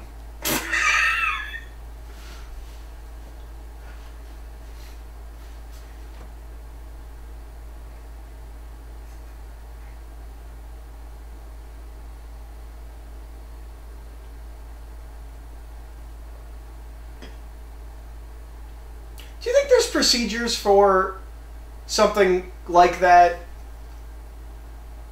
Where like you don't have the make and model and it's not like something you're familiar with.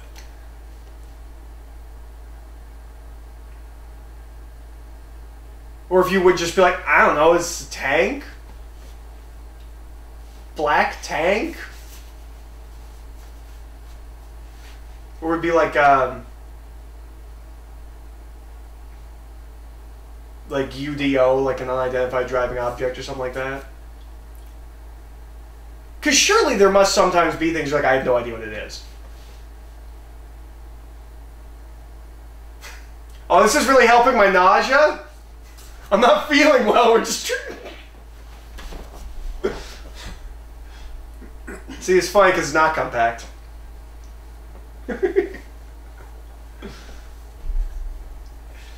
You've got no way off the roof! You have to shoot yourself off of it like some kind of gun!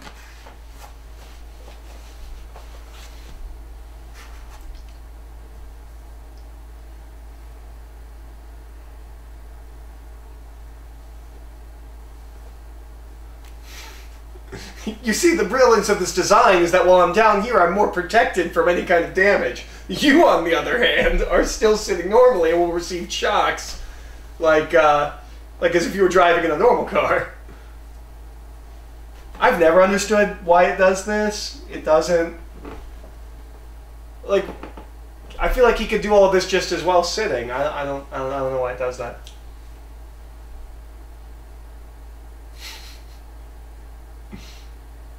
I want to take just that shot and just add in the Anakin Skywalker, like, yippee!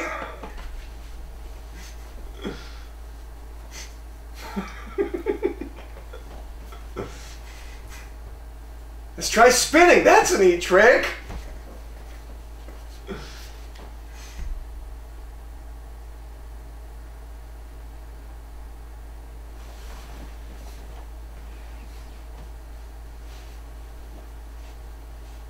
He got real good at that real fast. It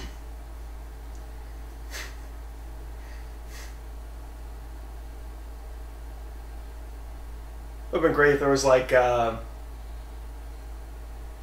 kind of like driving course in the mountains, like a soapbox derby. Batman's driving around, Ra's al Ghul's driving around. It's like you never learn to mind your surroundings, and like there's stuff coming at him. That guy's probably dead. That guy too.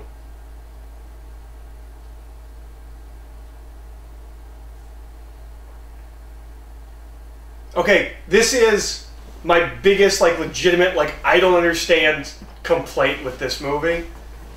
I don't understand how stealth mode works. Because there's street lights, it's not like it's completely dark. There's lights on the other cars, and they just goes back? Like, how does it make the universe darker? I don't understand. Everyone else still has headlights.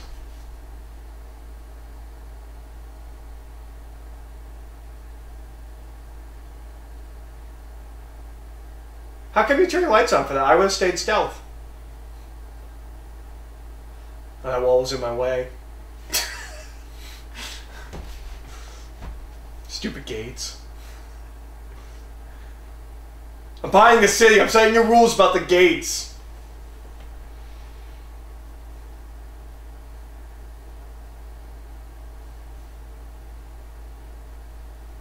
Did that help?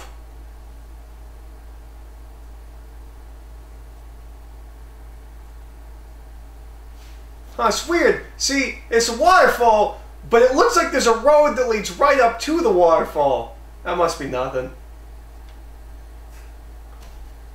It's not like we saw his car, like, jump things.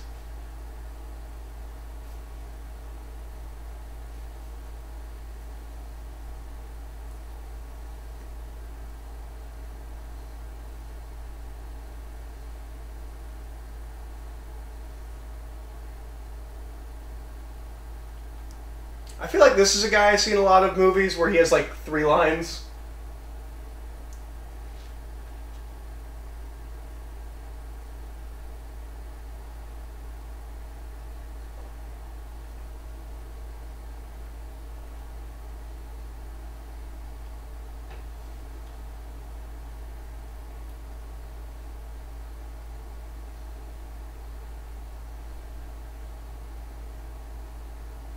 What did we just watch that had How Do You Feel? Oh, it was Star Trek 4. Yeah. Yeah. I understand. I understand the question, Batman.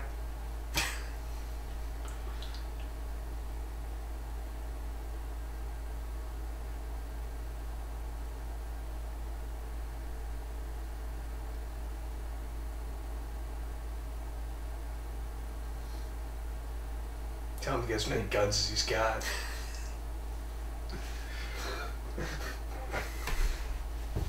This is a problem that can only be solved with guns.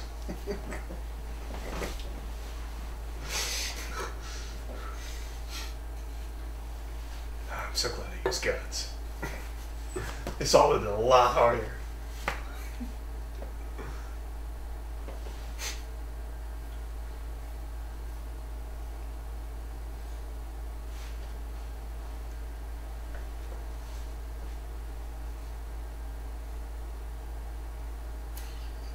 I would have asked this question when you brought the tank into the cave.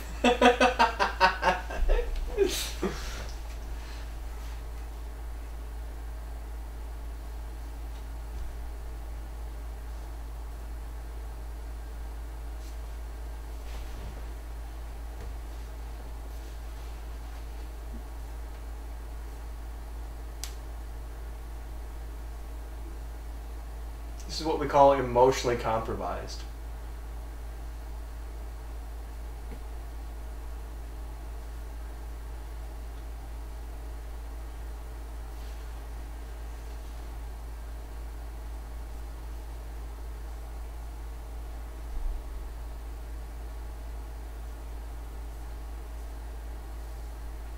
That sounds like you gave up on me, but earlier you said never.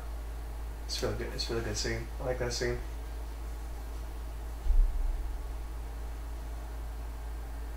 That's why I wasn't talking to her yet. This is a good scene. I was just watching it.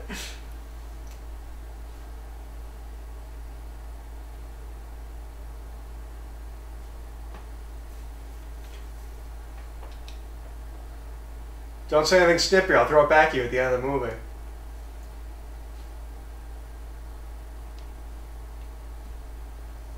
See, that's him remembering. That's his remembering face. I'll talk about this as we go through the movies, but this Batman does, in fact, have a superpower, and it's remembering things people said to him and then saying them back to them. Keeps happening.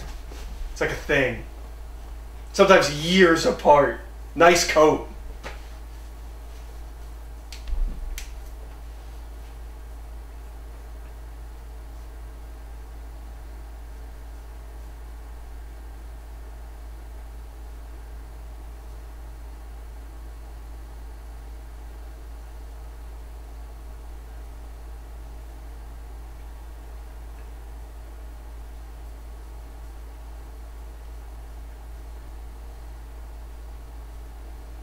What was he on? Like, it looked like almost like a weight bench. Like, that was a weird thing to be sitting on.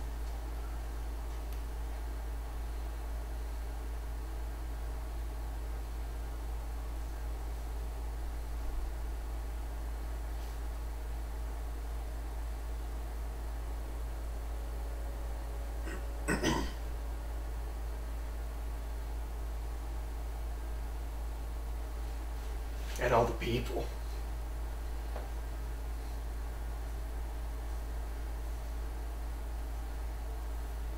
Really just one question.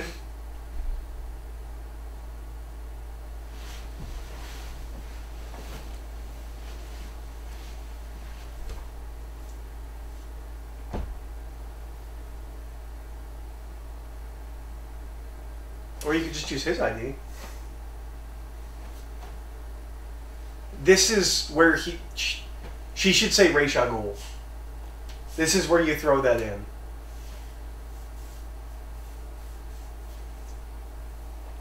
I don't know why, but this guy's mustache looks silly to me. Like, it looks like he's like got like a real fake mustache.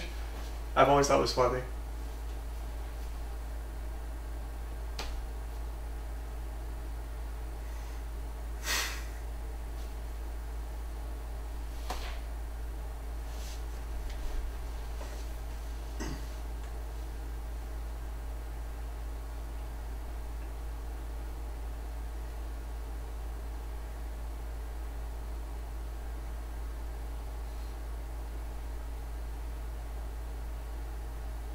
He's really good in this.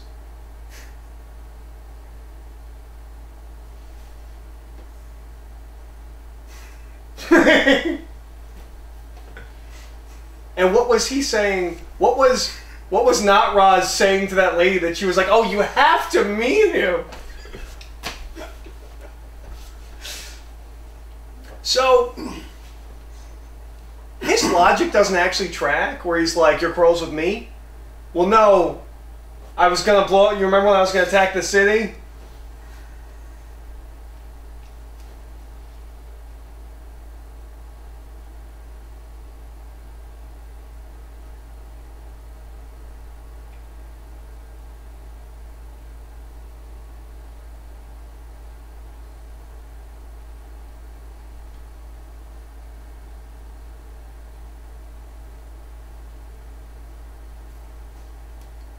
See, this is maybe the most real Bruce Wayne,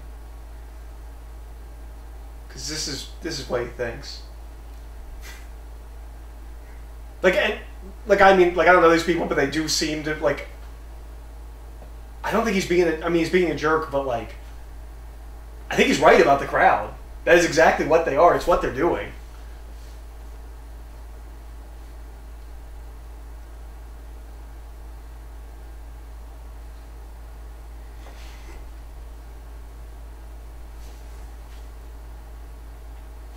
He stole my girlfriend. What did you expect me to do?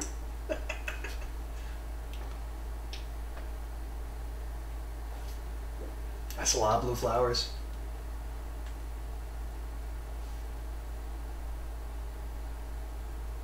I want to know if that's ever been done in real life.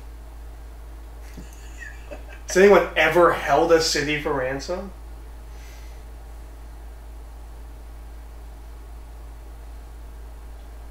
Because we use that a lot. Like, as if that's just a thing. But I don't know if it's ever actually happened.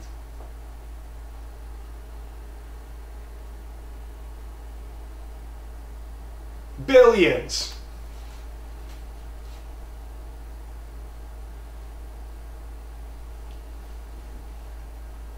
So how was man supposed to live? It seems like you just show up, take everything away, and then go do it better. Maybe you could, like, lead by example.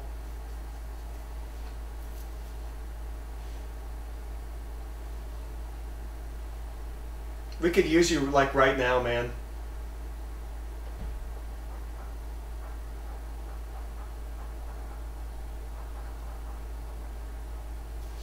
That doesn't necessarily necessitate corruption.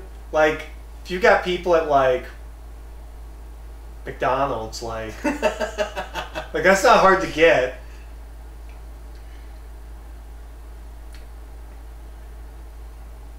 And it's not like you showed up at the job and was like, by the way, I'm working for an evil secret criminal organization. Like, you showed up and I was like, hey, I'm George, and I want to be a guard at the Arkham Asylum. Here's my resume. Well, you seem qualified, so here you can have a job. It's not as impressive.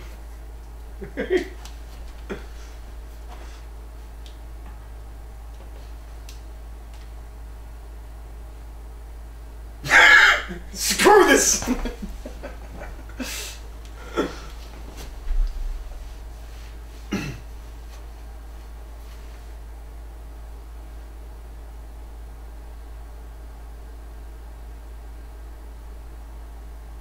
That's a really interesting line. Movement back to harmony will be unstoppable. He's got that thing of like, do you want peace or do you want quiet? Like, is that like you just don't want to be doing anything.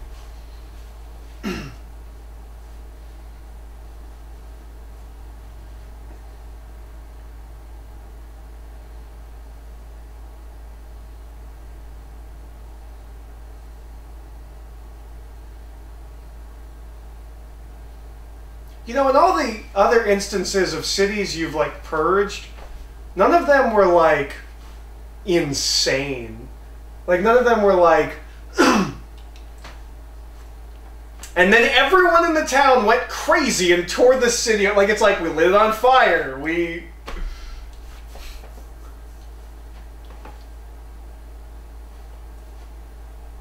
That's not true. I saved you.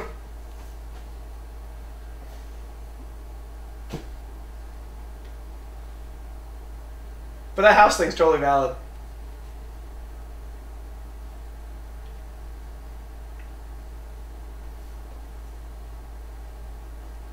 Hey, it's great that that bat guy left a big hole in the wall for us to escape through.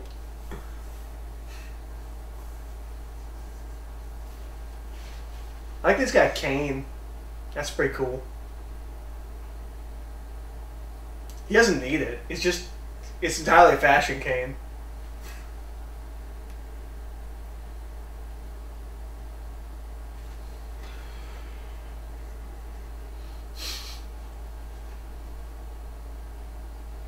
And some of them, I assume, are good people.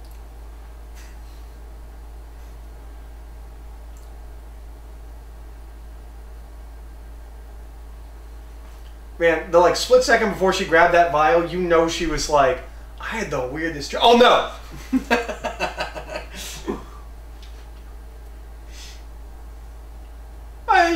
You just asked me to move.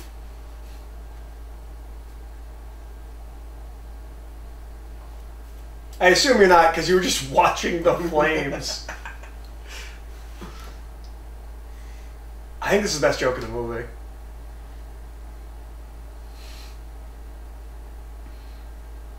This isn't my fault, this is your fault.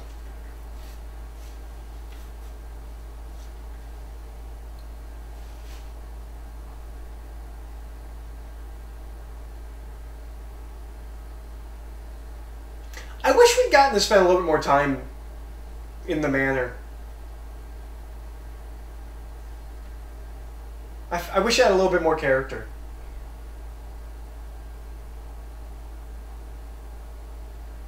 Before we blew it up. See, like that time it just hit the ground. There was no soft landing. It's more dramatic this time.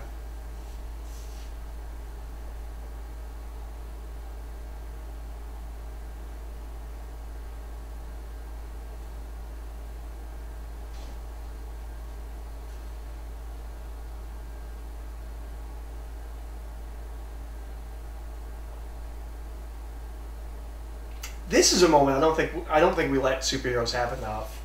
The just moment of like, oh, it's all over. Like, oh man, I lost.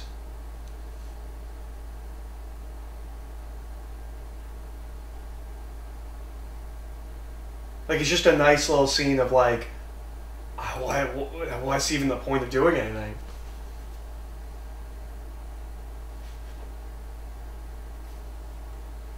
Who's furious?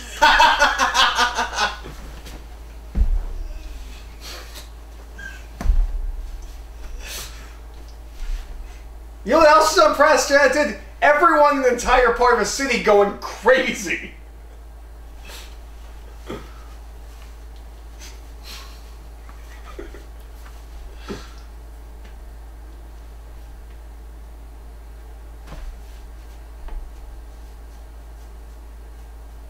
Oh, okay, I guess they haven't gone crazy yet, so it is just an out of nowhere police force. See, in situations like this, I'm always curious. Like, they infiltrated the police on like every level. Like, they're police officers. But have they done anything before this, or have they just been police officers like waiting for this one moment? Because they're not like Flash, like they're principled, like they're not into debauchery and like, you know what I mean? They wouldn't just take advantage of the system, I wouldn't think, if the whole point is the system's broken, Budweiser, drink Budweiser.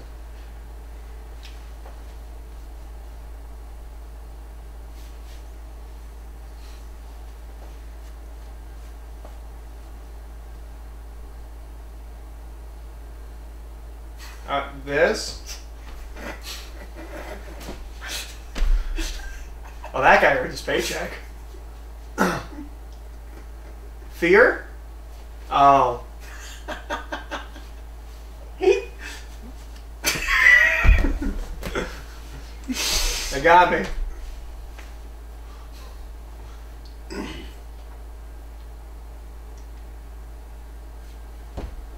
Huh. Looks like Blade Runner. Actually, it's a lot like Blade Runner. I bet you that was intentional.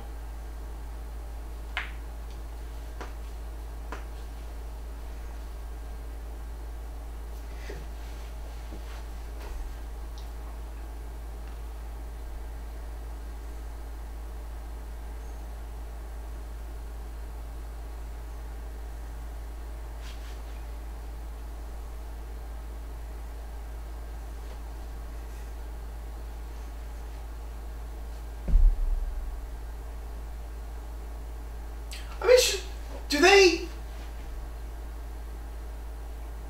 What does Gordon think happened? Because he doesn't know about the microwave emitter. Like, what does he think just happened?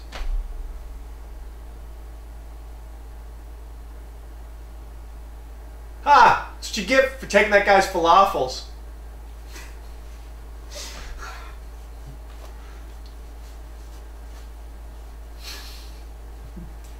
Well, hello, Commissioner. My name is Francis, and I live in the Narrows.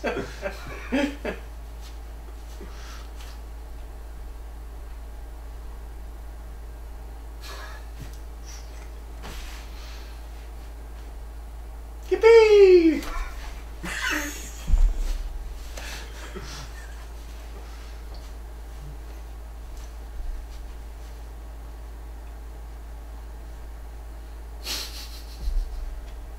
I don't know why I think that's just kind of a funny, like, read. Just like, but they're completely incapacitated!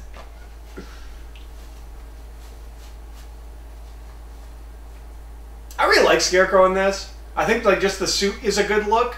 And I like this, too, as kind of an approximation of his costume with just like, the straitjacket. Like, I think it looks really good. I don't like how he goes out, but... yeah, just...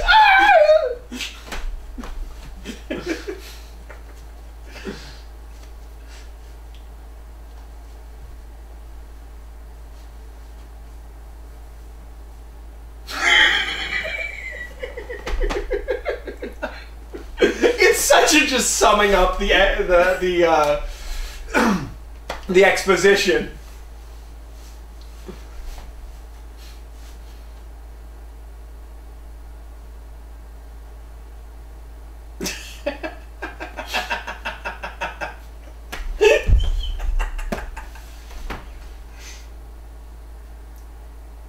I've never understood. He says, "I'm here to help." Am I to interpret that everything that was said before that is what she hears through the fear toxin? Or does he just say, "I'm here to help" for no reason at the end? Like, that's weird. I've never like really been sure exactly what's happening. I hate that that's how it goes out. Because he's my favorite. See, she's got the right idea. She's got a gun. That's what Batman gave her.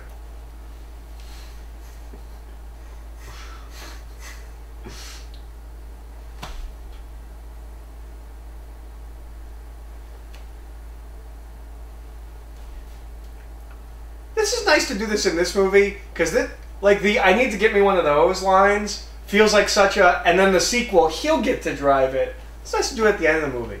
Makes it feel like a whole movie. It's not the like next time, baby.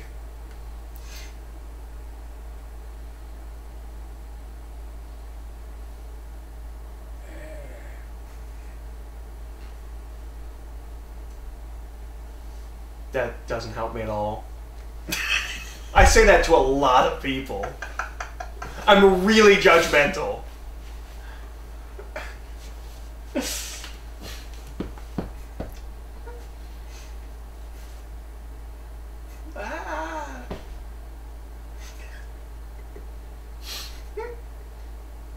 Okay, it doesn't help that you're making the hissing sounds anyways. Like a bat.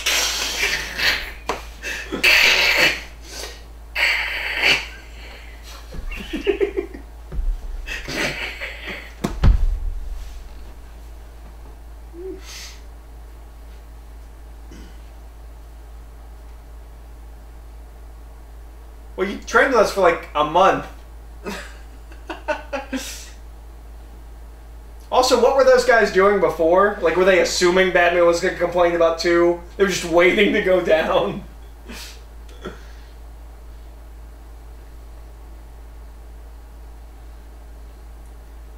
It's the autopilot I need, not the GPS.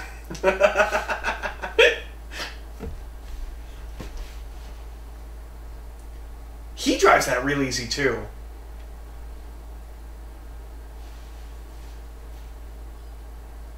There's the one's gun. Now he's powerless.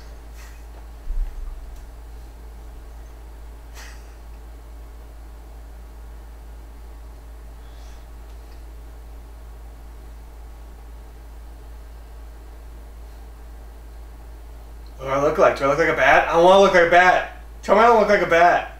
Bats are scary. I don't want to scare you guys. I know bats are scary. Oh, this costume was a bad idea. I shouldn't have gone into the fear-laced part of the city dressed as a demon.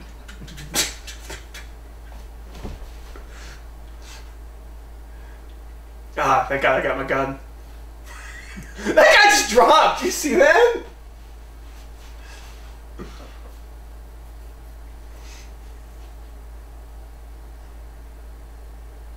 What was that?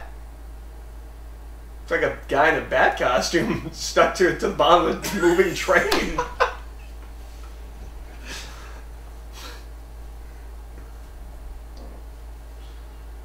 That looked painful.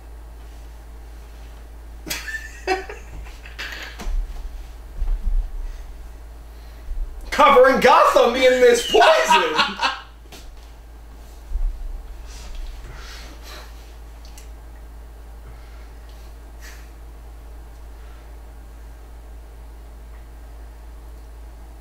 I feel like you can cut those guys entirely, right? Like, that's a little not trusting your audience.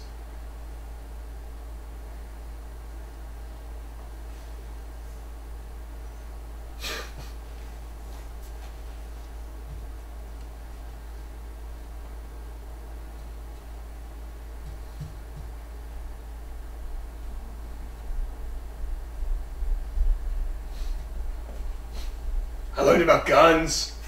You didn't tell me about them.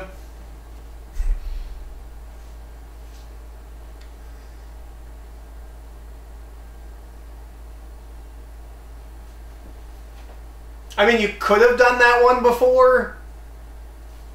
Like, it wasn't like a huge leap. Like, you didn't, like, learn that. Just... And you also didn't develop that since you left, because you haven't found anybody else with swords. I like this sword's a cane, though. I like that he's got the sword cane thing going on. That's pretty cool. I think I pull off this Ra's al Ghul? If I grew my goatee? I mean, no one would know what I was. I guess that's really the problem there. Oh yeah, you can put the things? Yeah.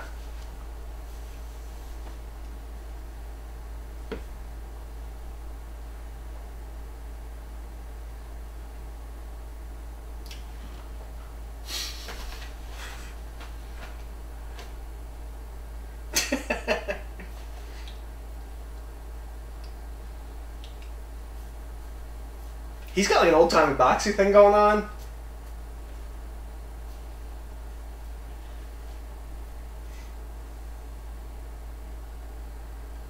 I'm wondering if this scene is kind of influenced by... because obviously we know Nolan's a big Bond guy.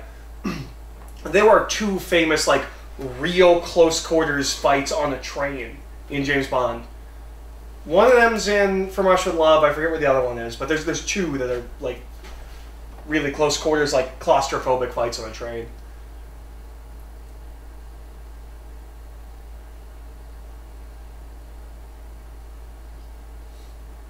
Although he shot it.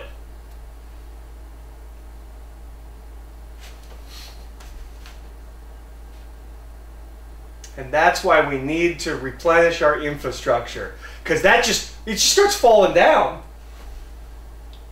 We get it. I said that to you before.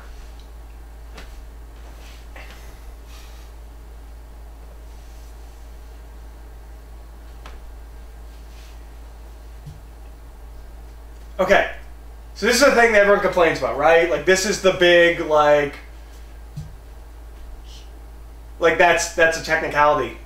We never, at any point in any of these films, see him carry anyone with his spider wings. I don't think he can save him.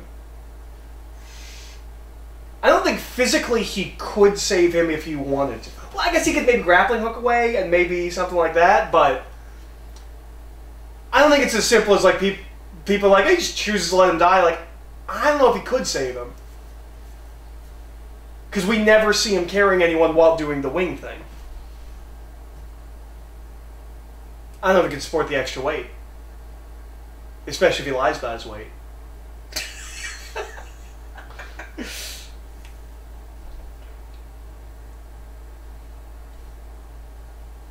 We should do a whole video where we try to sit like they do on Star Trek, where our legs are like this. Like, it's already uncomfortable. It's been like 6 seconds.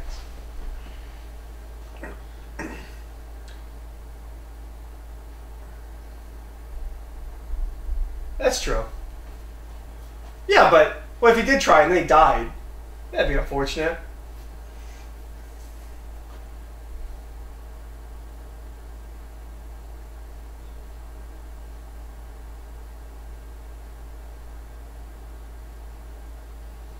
So, what has to happen for this scene to happen is there's a conversation between Lucius and Bruce where they're like, did he say anything like mean to you? Yeah. Did he say anything mean to you? Yeah. Do you want to like throw that back in his face together?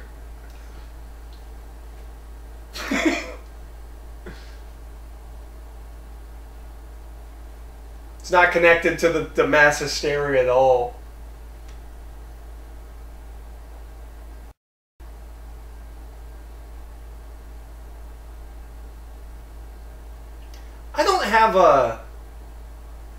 I don't know things about business.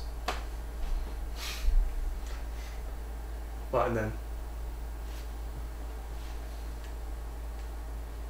they rehearsed this, like, clearly.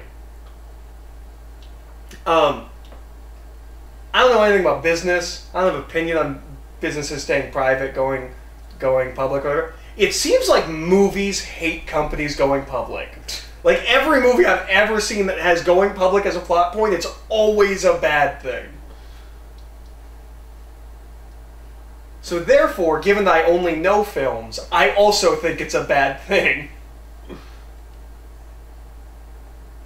No, I know.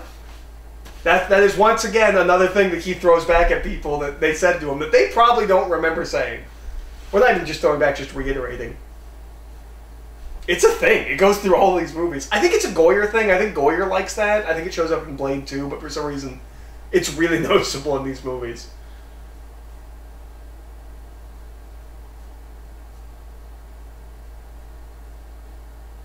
It's interesting. There was a thing that I read before this movie. I think it was even in the lead up to this movie, where Joss Whedon wrote an article in Wizard Magazine, breaking down the 5 Batman movies that are better than the Batman movies that we'd had up to that point, and he put Spider-Man on the list, and it's because of at the end,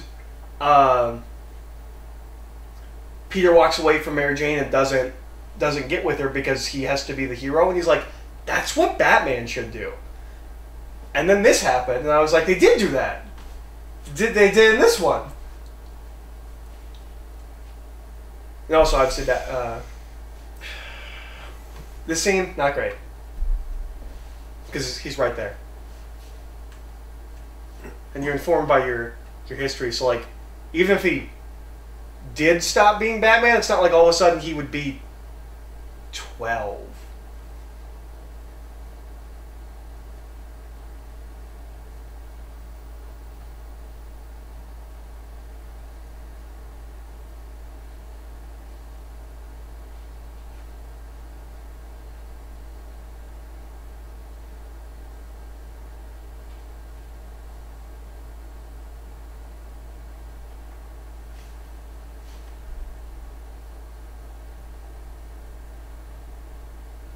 Yeah.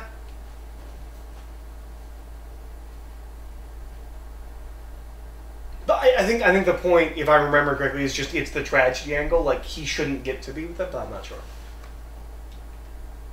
It's been forever since I read that article, and I don't own those Wizard magazines anymore. Hey, you remember Wizard magazine? I bet you there's viewers that don't know what Wizard magazine is. Now I feel old.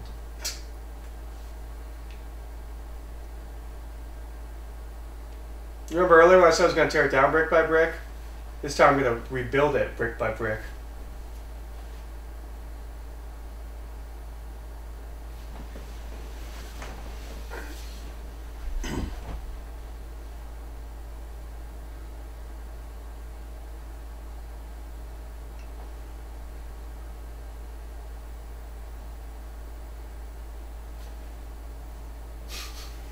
Just a big gun.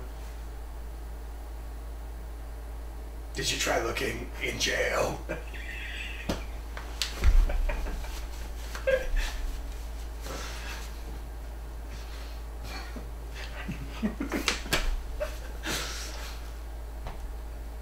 I once went to this restaurant with Rachel, a girl, and there was a bunch of crime bosses there.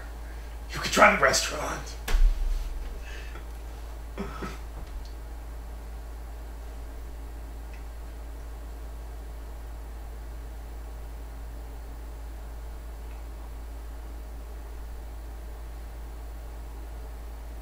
What if someone wore 2 masks and jumped off taller rooftops?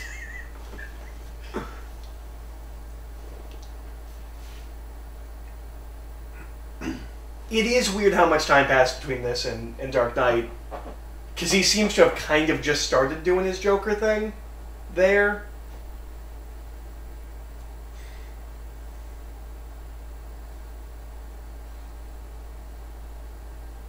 I know. I remember that you didn't say thank you. I'm very aware of your lack of thank yous.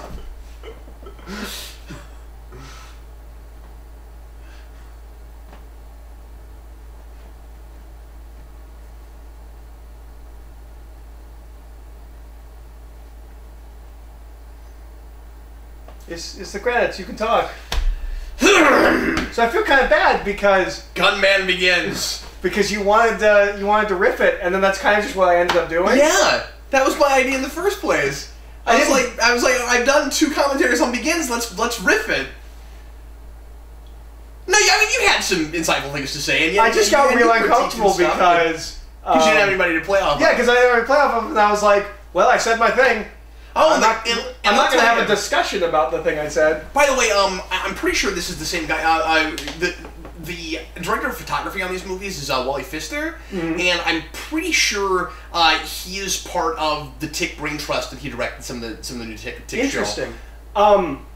There's a school in Florida. Or maybe he wrote some, but I think maybe he directed. I should look it up. But anyway, there's a school in Florida that's it's an art school. It's not too far from where I lived, and my ex-wife was considering going there. Yeah. And we went and took a tour of the school, and they had signs advertising that Pfister was going to was coming soon and was going to be speaking. Oh, cool. Yeah, I didn't get to go see it. But. So the commentary in my head was way different than the commentary that a lot of people, that everybody got to watch just now. What was the commentary in your head? Well, it's just all of my responses to things you were saying. There's so many things I would have loved to have commented on, but it was a lot of, like, that was really hard for me, and obviously I wasn't always able to keep to the rules, but like... You started miming. Oh, I just couldn't help myself, yeah. Because even though I've talked about this before, first of all, and I can't remember everything now, but there were a couple things I noticed that I haven't even noticed before, and I've seen this movie a million times. Like the burning on the light? The what? Oh yeah, I never thought of that. But I mean, there were even a couple things that I caught that you didn't mention that I would have loved to have mentioned. But this was a fascinating experience. It was fun to. This is gonna sound awful. I didn't realize just like how much I talk. Like, I'm such a talker. There were all kinds of observations and jokes you got to make that you wouldn't have if I had been talking. You know. And then, obviously, things that I disagreed with that I would have loved to have commented on. The thing at the end that always drives me absolutely insane is how much she strings him along when she kisses him. Yeah. And you didn't talk about that. That always bothers me. And I probably talked about it in the Rewind, and I've mentioned it when we've done commentaries, but that is one of my least favorite things. Where, like, she makes out with him, and then she's like... But this is your mask, and I'm like, you're a jerk face. Yeah. But I like her performance a lot more than you do. You do. See, it's never bothered me because I always took it as just kind of like reads with her a dramatic thing. When you mentioned that she and Harvey Dent were both supposed to be in this movie, I didn't know that, and that makes me wonder if Nolan was kind of kicking himself at all when, in the middle of making Dark Knight, he decided we're not gonna do the Harvey Dent thing in two films like they had thought about doing, because that was supposed to be their setup, and then he was supposed to be the villain of the next movie. They didn't do it that way. They put it in one, and I wonder if he kind of wished he'd been able to go back. Yeah, because it would have been perfect to have him here. Yeah.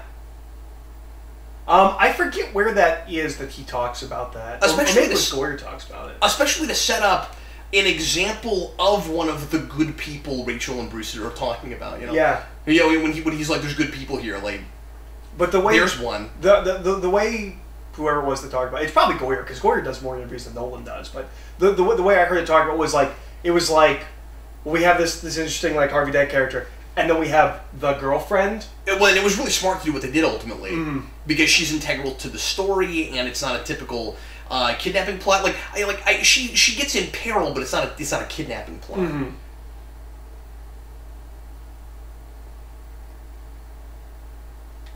But yeah, it's a good movie. Yeah, it remains wonderful. The thing about and I mean, like, there's all kinds of stuff you talk about that doesn't quite work. The worst title for a casting. 2020 casting. No, why is that a bad title? Because it suggests that like you're really good at figuring out who you should have cast. Anyways. Well, I thought it was like 2020 Vision, where like we're always right. Okay, I was our vision is we're good at casting. Yeah, I guess I was thinking hindsight. Yeah, I don't know. Anyways. Oh, I see what you mean. I wouldn't immediately go to hindsight. Because hindsight is 2020. Right, but so is good vision. That's why hindsight is 2020. Because hindsight, you understand everything. No, I think that's actually really good, unless you cast people really crappily, and then like that's where you're gonna go. It's like, well, what if you suck at it, you know? But sorry, what if you have a bumper sticker that says "I don't get into Rex"? And then you crack. But no, the thing with the train at the end, I've always wrestled with. I can never decide if that technicality thing is a problem. But here's the thing: it's not. I think that your answer to why it might be okay is also too much of a technicality. It's about motive. Motive matters. It's because in the moment he doesn't decide not to save him because he can't. He doesn't say, sorry, buddy, but this is the way that I'm doing all this necessary. Like, you could have played it that way. You could have said, well, it's necessary, my friend, and then he leaves, and then he dies. That's not what it is. It's, I saved you once before, clearly bad idea. Not gonna do that this time. That's why he leaves him. It's a callback to when he saves him from his house. When he saves him from his house burning. But that thing where, and you did comment on this, that thing where the house is burning, and he says that now it makes us even. I'm like, no, not even a little bit, dude. Like, I'm with you. Like, burning his house, okay, but you drag him outside. You give him a fighting chance, just like he gave you. Yeah, you at least drop him over a cliff and let him pull himself up, you know. Or take him to somebody's hut. Knock him out, take him to somebody's hut. I don't know what the flags are about. The only thing I can figure is that it's because they're in like a path where it's like if you happen to be on that mountain, you know, like there's civilization there. There's like people living there, and your thing about there's not icons on them or whatever. Those people have like 50 cents to their name. You know what I mean? That's true. Like, they would have made that out of whatever resources were nearby. But I loved what you said about about the guy like not seeming to notice that the League of Shadows like thing was like their house was burned down. It's like, yeah, I killed all those people. That's another thing is that Batman does kill a lot of people in this movie. Well, and he lets a lot of people die. Like inadvertently. I mean, he doesn't directly kill. I mean, there's no way that those cops survived. Yeah, well, and I bring this up in every commentary, but zero casualty. That's my favorite thing in that video game. Is you're driving in the Tumbler, and on the side it just keeps flashing zero casualties.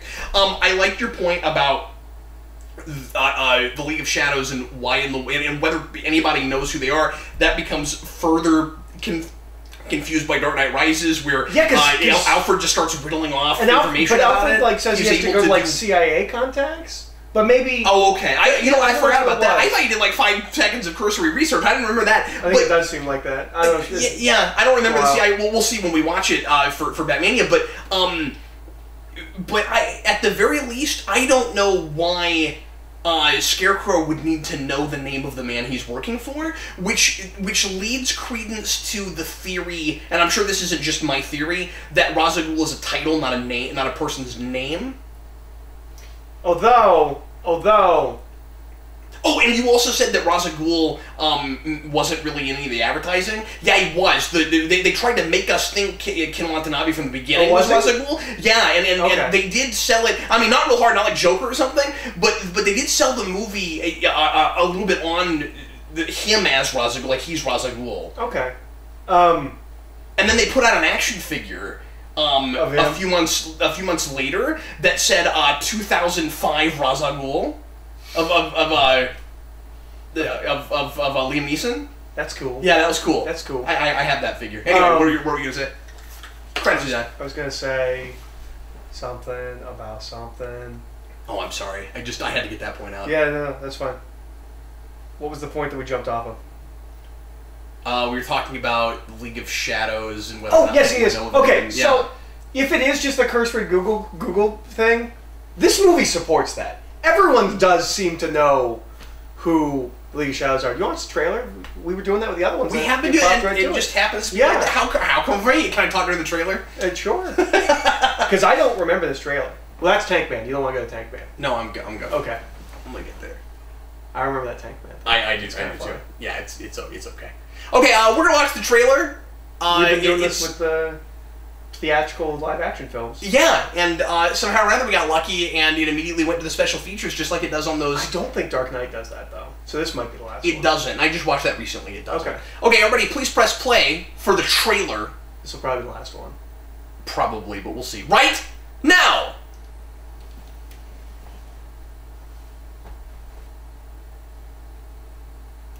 Now, I do remember this really well, but... Not really well, but I remember. But you said you were 14. I was 21 when this came out.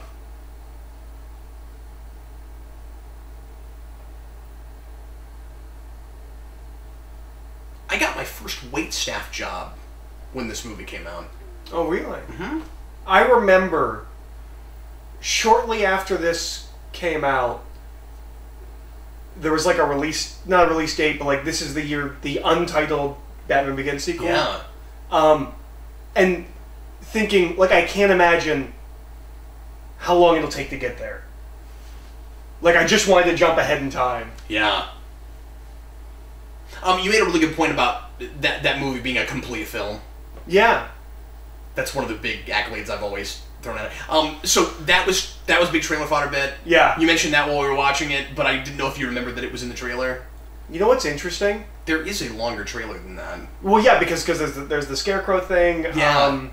And because doesn't he in the trailer go the Batman? Yeah, and also the I distinctly remember the Tumblr laugh, where it's like does it come in black? I remember that being in the trailer. Oh, and I gotta get me one of those. I think was in there too. Yeah, I think you're right. That's such a trailer fodder type line, isn't it? Well, so is the laugh. Like that's almost cut like a trailer. Yeah. But yeah. I was gonna mention. But you know what's interesting? How much that doesn't feel like a Nolan trailer now. Yeah. There's no or like anything like that. There's not like a slow build up on like the city. No, it's strangely short and sweet. I mean, maybe it had to be a particular length, but I mean, I think they sold it on. Pardon me, on the right images. Yeah, I agree. Like it looks like the moody film it is, and like they're selling the movie for the film it is, but they're also putting the emphasis on Batman, like you said before. They're putting the emphasis on anything else. Mm-hmm. Well, anyway, folks, thanks a lot for sorry, I just remembered the other thing I was going to mention. I'm sure it is pure coincidence, but isn't it hilarious that I'm pretty sure the same year that the animated series The Batman comes out, I think that's 2005, that Scarecrow says that just like the guy at the end, just like the singing at the end of the intro. He's like, the Batman, it's the same thing. You're right. I never thought of that. You're right. Anyway, I just thought that was hilarious. And he's the only one that does it. Like, he keeps calling him the Batman. Mm-hmm. Does anybody else do that in the maybe once or twice? Maybe. Well, and you know what? I'm saying in Dark Knight we tend to refer to him that way. Gordon says the Batman all the time. Yeah. So, folks, next time we're going to be tackling the Batman versus Dracula. That's the next thing. We'll be watching The Batman. The Batman. Oh, we are going to. Wow, what a nice segue. I'm excited. And I'm excited about that because me too. I surprisingly loved that movie, even though I didn't care for the TV show. And I've gone back and rewatched some of the show, and I'm starting to like it more. But I haven't watched a ton of it, and I haven't watched that since the rewind. I've only seen it the one time. So I'm very excited to. I want to say it's been a long time since I watched it too. I remember really liking it, but I just think it's been a while since I watched it. Or I know it's been years since I watched it. That's going to be a ton of fun. That's going to be one though where it's going to be difficult to talk because I'm just going to want to watch it. Yeah. But anyway, but I actually will talk in that one. So, hey, you did a great job. Thanks. I did my best. Yeah. No, I'm sorry I just riffed without you. That's okay. About halfway through, I'm like, oh, I'm just riffing. I have points when I have points, but I'm just riffing. So it was a lot of fun. And of course, it's my favorite movie, so it's fun to just watching it. But there were bits where I was like, oh, I got things to say. Anyway, and it was the worst when it was either things where I'm like, no, Eric, you're just wrong, or when it was like, I know I've never said this. Anyway, hope you guys enjoyed this commentary. This really unusual commentary, and we'll be back with Batman versus. Is it versus? Yeah. Versus Dracula. Batman hangs out with Dracula. Next dawn of hanging out. Buddies. But we'll see you next time. I'm Captain Logan. And I'm Eric. Bye, folks.